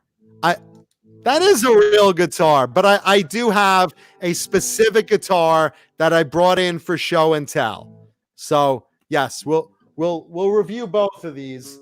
So this will be a 2 guitar day. So this one, okay, BC Rich Gunslinger, 1988, or actually, this one's probably 89. Actually, what's that noise? The fuck? There's some noise. Do you hear that? What the fuck is that noise? Wait a minute. I was giving you some Motley Crue there to get you. Wait a minute. Is that you playing guitar over me? What the fuck? I was doing a Nesdal for you. Oh man. Is that what it's known as now? It's a verb? It is now. Yeah, it's just been named. Jeez. Well, he's not going to say that. I was Nez Dolan. Poor Dave. That's a Nez don't. Oh. Okay. We were just talking about this, and now we had it to do it like through an hour of the show. All the rules are out the fucking window. Jesus. Welcome to Tuesdays. All right. So continuing on, as I want to get this one out of the way and then get to the other one. BC Rich Gunslinger, 1989, USA made, neon pink. There's the right color right there. Neon pink with black checkerboards. It's got that 3D stair step effect. If you look at that, it's kind of neat, right? This one has a little bit of mojo, a little bit of playware. I love when guitars have been broken in and played through the 80s, because that means they're just dynamite. They're warriors that survived the best era music ever. So 1988 BC Rich Gunslinger. There you go. That's one. Let's see if I get the color right. Woo! Let's see. There we go. That's that one. Now, today's show and tell guitar, the official show and tell guitar. You got a freebie bonus right there. I said it's a Charvel. It had to do with Grover Jackson. Does anyone want to guess what it is? This is what's called a named guitar. Certain guitars are given names, either their personality or usually celebrity owned or things like that. Some guitars just happen to get a name for different reasons. This is one of those named guitars from Charvel that is a rarity. It has something to do with Grover Jackson. Anyone want to take a guess? It's a named guitar. Concord. No? Good guess, though. I wish I had the fucking Concord.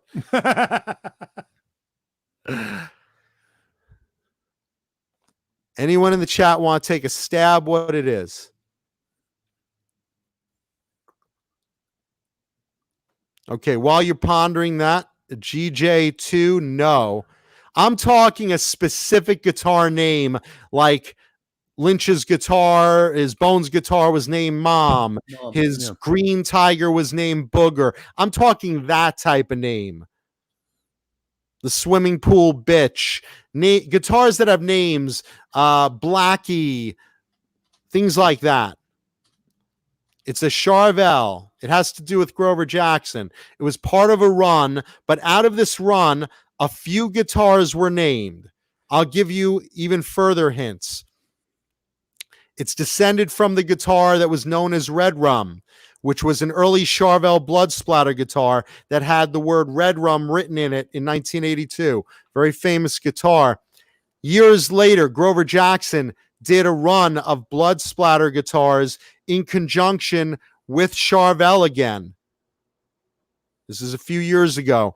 Out of those guitars, a few guitars had names on them.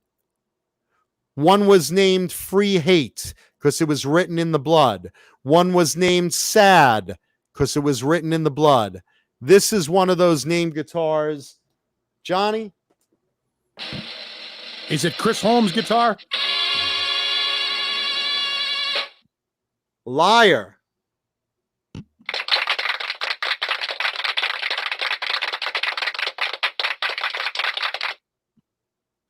So the story with these guitars is, back in the 80s, a lot of people remember very vividly of Charvel making guitars with blood splatter on them. It started with Michael Anthony's bass, and then they did a guitar called Red Rum, which had the blood splatter and the word Red Rum written in blood on it. It caused such a controversy that Charvel sold a few more blood splatters, including a later Red Rum and another one that had Red Rum written on the back. That legacy of blood splatters continued on when Grover Jackson returned to Charvel with the Grover Jackson Legacy series in the 2000s. And out of those, all the old Charvel guys were brought back to paint these guitars in splatter. They had white with red blood splatter. They also did a few of black guitars with yellow splatter, white guitars with blue splatter, and black guitars with red splatter. Out of the white with blood splatter guitars, they gave names to a select few of them. This is one of those few. This is Liar. As you can see, the word liar is written in blood, Liar. And there was also one named Sad and one named Free Hate. This is Liar.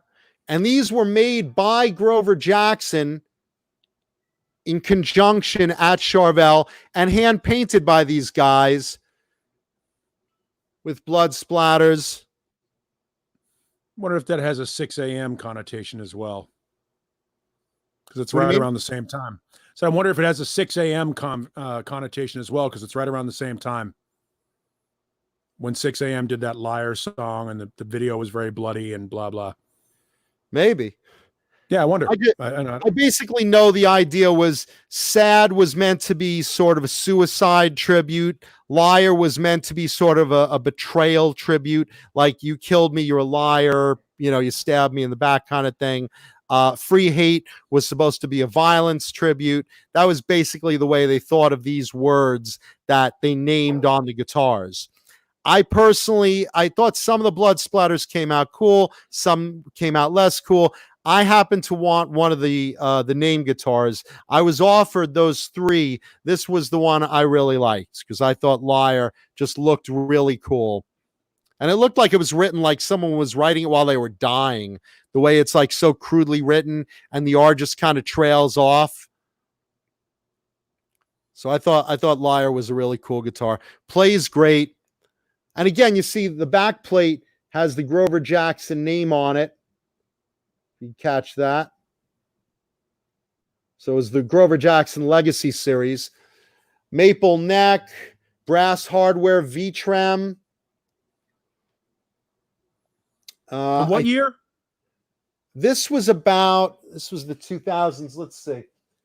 Let me get the info book. This was. Does it have the Fender license sticker on the back of the headstock? It's got the hang tag.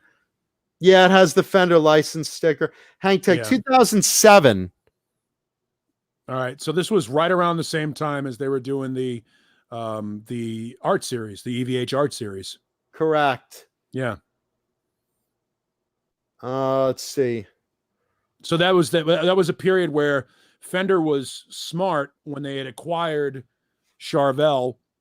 They realized they needed to get a couple of different series models, collectibles, things that would create interest in Charvel as a brand again. So they brought, they did the EVH art series and they brought Grover back to do things.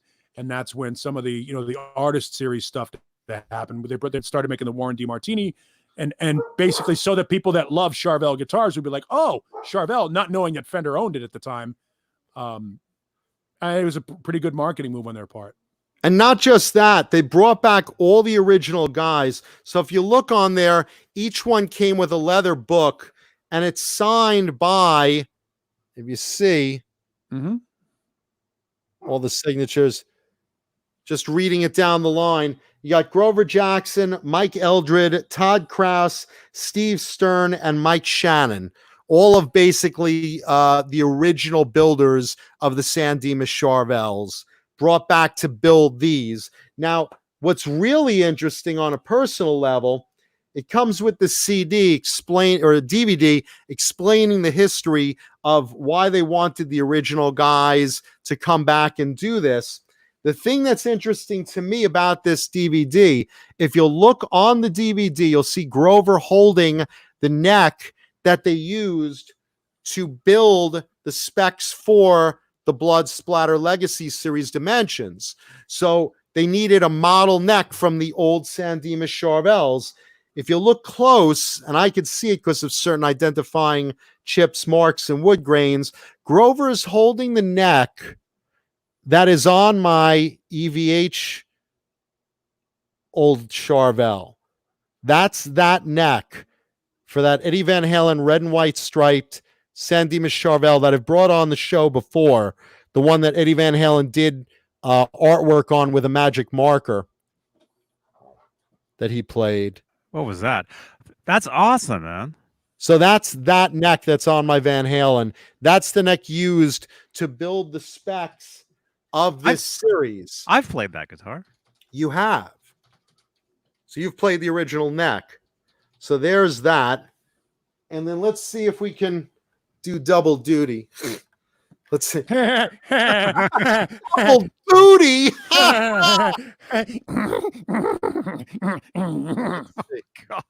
Oh, for the thumbnail. Yeah, let's see if I could do a good thumbnail. How's that, Johnny? Yeah, that's fun. That's cool. Where are we at? 249 exactly. Just so we know that there's some good thumbnail image in there. And again, these play terrific. These were really when the Fender made Charvels started getting serious. About really bringing back like Grover and the old school quality. They were trying to give a message.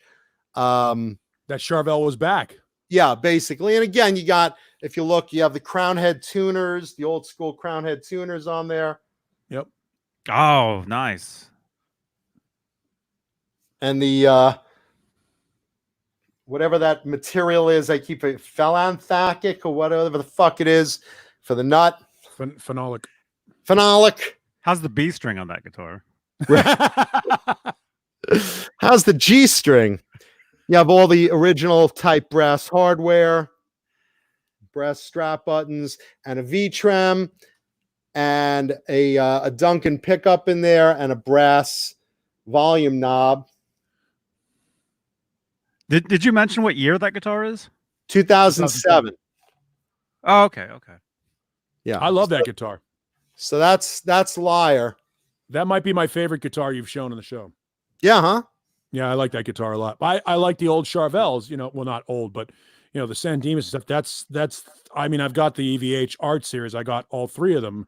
And they play phenomenal. And those old, when Fender bought Charvel and brought it back from the dead, they did a great job with it. And I've said it earlier in the show. I have a Mexican made Pro Mod 24 that I would put against any American Fender. And I know that sounds like garbage, but cork sniffing, everybody thinks that a guitar has to be made in the United States to be the best guitar possible. The only difference between an American-made Fender and a Mexican-made Fender, or Charvel, if we will, is about 116 miles. It's the same wood. For the most part, it's the same components. I mean, obviously, they skimp a little bit on pots and stuff like that. So you swap that stuff out, but I mean, it's a third of the price. And it's every bit as well made, and they're great guitars. They play, and the most important thing is they play well. As long as they play well, you can always load in whatever you want to load into it as far as pickups and electronics go. If it's well built and well constructed, who cares where it was made? Well, I've got news for you. You want to talk about, and thank you. Let's see. Thank you, Amanda. Thank you, ST Design. Thank you, Tessie Switch. Thank you, everyone in the chat saying nice things. Please leave a thumbs up and subscribe. No, look. Old BC Rich, a lot of those were made in Tijuana. A lot of the handmade guitars were carved from luthiers in Tijuana and brought over the border to the El Monte shop for setup and fine tuning. It's all about the luthier. There are good luthiers in Mexico. There are good luthiers in Japan, clearly. There are good luthiers all over the place. It depends on what quality these luthiers are putting into these guitars. And, there was that article that came out years ago that said, guitar playing, if you're in a country where the guitar playing is part of the culture, like Mexico, where they say 20% of the population are actual players, when you talk about 1 in 5, there's a very good chance that a lot of those guys are employed by Fender. So you're going to have somebody who's an actual artisan who loves playing guitar, building a guitar. They're going to put a little bit more craftsmanship in it. In South Korea at the World Music Factory, artisan and craftsmanship and pride in a good product is part of their culture. So they're not going to let a piece of shit go out the door. And that's starting to happen in Indonesia and some of these other Asian countries as well. Well, China is still using children as slaves. Well, so there's that. Yes. Yeah. But the good part is you can string them very thin, and they have a tendency not to buzz on the B string. Children? Yes. Oh, okay. Yeah, if you string them properly, they sound fantastic. You get a lot of life out of them. You have to boil them though before you make an example of that one. String them up. No, but I mean that's the whole idea. Country of origin. Again, I've said this before. On a recording, if you hear a recording from something, you would have no idea where the guitar was built. Who cares? As long as it's well constructed. But that said, I love those Charvels, and I love what Fender did by resurrecting the brand. I think they've done a great job of resurrecting the brand. No, I agree. And you know what? I've said this on the show before too. I think that the Charvel Custom Shop currently makes some of the best guitars on the market today. And again, there's some great Ibanez, there's some great ESP, but for my money, the Charvel Custom Shop and Jackson, for that matter, since they're the same company, you got, guys like Mike Shannon and Red Dave and all the others over there. They're fucking phenomenal. They've been making it since the 80s, and they're making it the same quality or really great quality, They're making it different, but the quality today from those guys is just unmatched, I think. Right, Johnny? Yes. There you go. Johnny yes. Beane speaks, everybody. That's Johnny Beane. Really put a bow on it all, John. You really encapsulated everything that was being said there. I've been to the Fender factory. I've seen everything there. And what are you, big timing us? Well, you been.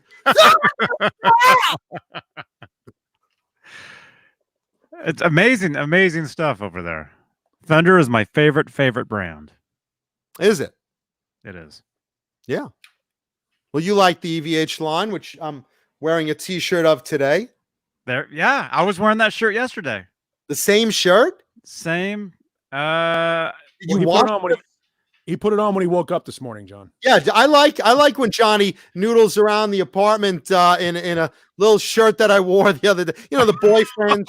Gosh. Wow. No, the one that I was wearing though. Walking around the house in my boxers. The one I was wearing had the EVH logo on the front and then a Wolfgang on the back. Oh, okay. That one just has the logo, right? So you're better than me, is what you're saying. I get it. I get it. You get paid more. I get it. It's a levels thing. Johnny's like, my dick is bigger too, man. Cuda, just saying. I get it. Yeah, that's where we differ a little bit. I'm not a huge fan of the EVH brand of guitars, with the exception of the Stripe series. We've talked about that. The original Stripe series that came out, I like those. I mean, for the $1, that's a phenomenal guitar for the money. But the Wolfgang, for whatever reason, doesn't feel right in my hands, and I don't know if it's because of the way the neck meets the body. It feels like a toy guitar. I'm not a small guy, so that guitar feels like it's a 3/4 scale all the time when I'm playing it, for whatever reason. And even to a lesser degree, the PV does that as well. The Ernie balls feel good, but for whatever reason, the PV feels less, and the EVH even less so. It's most people say the total opposite. I know. They say the Ernie ball is the smallest. I think it's because the Ernie ball body is bigger, so I feel like I'm wrapped around something bigger. I felt that way when Johnny and I were spooning earlier, but in this T-shirt. No, I never really bonded per se with the EVH.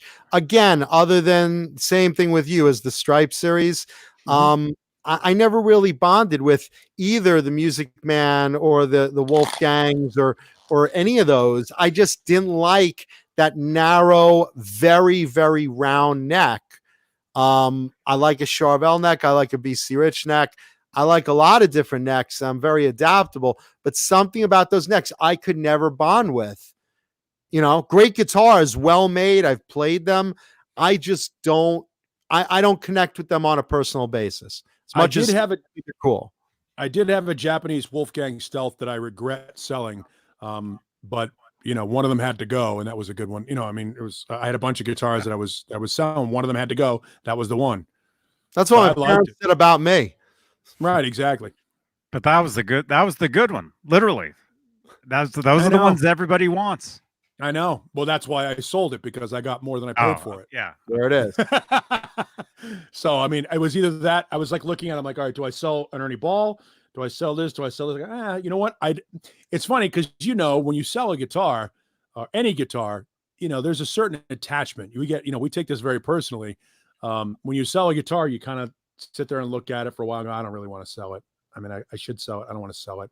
You go back and forth. So I went down the list and I go, well, of all the guitars that I have, I'm not really bonding with the EVH Wolfgang. So, all right, this one's going to hurt the least. And now that it's gone, I'm like, shit, shouldn't have sold it. I mean, should have sold something else. We never want to get rid of gear, but I have to admit, when I see something that I don't bond with, I say to myself, okay, if I'm not playing it, and again, I have a big collection, so like I rotate stuff through the year. Maybe this week I'll grab these 3, then I'll put them away, then I'll grab these 3 next week and whatever. If I just don't reach for something ever, like I can't imagine myself not enjoying reaching for something, then it shouldn't be there, and it should go, Right. Hey, like the audience, Eduardo Moreno Porto and Vandy Man. Thank you, Vandy guys. Man. The Vandy Man, because he mixes his love. SD Design asked if I like Pearl Jam. First 2 albums I like. All over his face. And I preferred Mother Love Bone over Pearl Jam infinitely. Oh, wait a minute. It's Tuesday, Paul. What are we doing? What are we doing? The pterodactyl? Oh, There you go. Like I'm the only one that's ever done the pterodactyl. Thumbnail. Okay. Johnny's gonna like superimpose like jizz streams on there. Oh my gosh. And that'll be the end of me. Thanks. Good night, everybody. There you go. We have definitely come full circle into a really That's what she said. wonderful show. Leave a thumbs up. Leave a thumbs up, subscribe, leave comments because we reply to them. These are the sounds of the thumbs ups when John's here. Hang on, I'm being disemboweled by my dog. That fucking hurt. Thank you. Uh-oh. Okay, well it's been 3 hours. So He's trying to save you from getting mother love bones somewhere. oh, Jesus. okay. All right. I gotta go for a walk. Yeah, I've been in them too. All right, guys, are we good? We're good. Thank you, everyone out there in the audience, for tuning in to this episode of Talking Guitars and 80s Metal Live. Leave a thumbs up, subscribe, leave comments. We love you. And again, wash your hands, enjoy your quarantine. We will all get through this together. And again, we appreciate you guys and girls out there. Thank you so much. Yes. We love all of you. Really do. And Neanderthal, good to see you, man. Neanderthal, what's going on tomorrow? I'm going to sit in with our friend Jason McNamara. Nice. We are talking to Ricky Phillips of Styx and Dave Amato. Very cool. Yeah, so that should be fun. Dave was obviously has been in REO Speedwagon for a long time, replaced the legendary Gary Richrath. So Jason has asked me to sit in. His regular co-host, I think his name is Dave. Dave so Birch. So we're gonna hang out for a while. Our friend Jay Hannon suggested they go to the bullpen and pull out the left-hander. So I've decided to kind of hang out and be part of that thing. So that'll be cool. The interesting thing about that is Dave is from a town that I went to college in. And one of my first guitar player, the first guitar player I ever played in, allegedly bought a Marshall Super Lead head from Dave Amato when he was in a Boston band called August. And that band allegedly opened for Spinal Tap because they had the most amount of equipment in Boston. Basically what happened was when Harry Shearer and Michael McKean and Christopher Guest went around and toured to promote This Is Spinal Tap, they looked for the band with the most amount of equipment, and that band got to open for Spinal Tap so they could use the equipment for backline. So allegedly Dave Amato's guitar head, and I'll question him about this tomorrow night, was my first guitar player's guitar head that we played shows with. So we felt like we had a little piece of Nigel Tufnell in the band, which was kind of neat. So we'll find out a little bit more about that. Plus Jason's awesome. He's, it's his show, and I'm just thankful to be part of, to be a witness it. Shout out to our buddy Jason McNamara, friend of the show, and we recommend his. We also recommend on Thursday you watch Nez Says, our buddy Dave Nesdahl on his channel. And then coming up Friday, boys and girls, we've said it before, the great Billy Sheehan. Who is? is? Looking forward to that. Who is couldn't be a nicer guy, and his resume is way too long for us to list right here now, but it just doesn't get any better than that. I wish my dick were as long as his resume. He wishes you hadn't made that reference. I'm sure he does. You know who else doesn't? Bang Energy Drink also. Wishes I had not mentioned that. Thank you, Bang, for the penal reference. Yes. All right. Thank you, everybody, for watching this. And be safe. Be safe, everybody. And executive producing tonight were Charles Green, Mike Neese. Again, Mike Neese, thank you so much.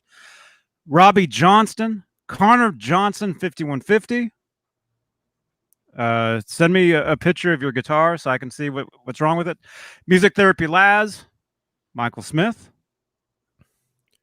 And who else? And thank you, channel members Charles Green, Linny Lou and Mary, Fruitcake Tony, Bo Zeke, Charlie S., Robbie Johnson, Mike Neese, False Flag, David Ennis, Mickey Settlemeyer, and Michael Smith, as well as Halface, Thomas Santiago, Fenner Guru, James Gum, Music Therapy Laz, Ghost BC Rich, Hugh Caldwell, Jim Nicholas, Connor Johnson, 5150, Frank Corcoran, Frag, 5150, and Mr. BHB Jr. That's Bruce.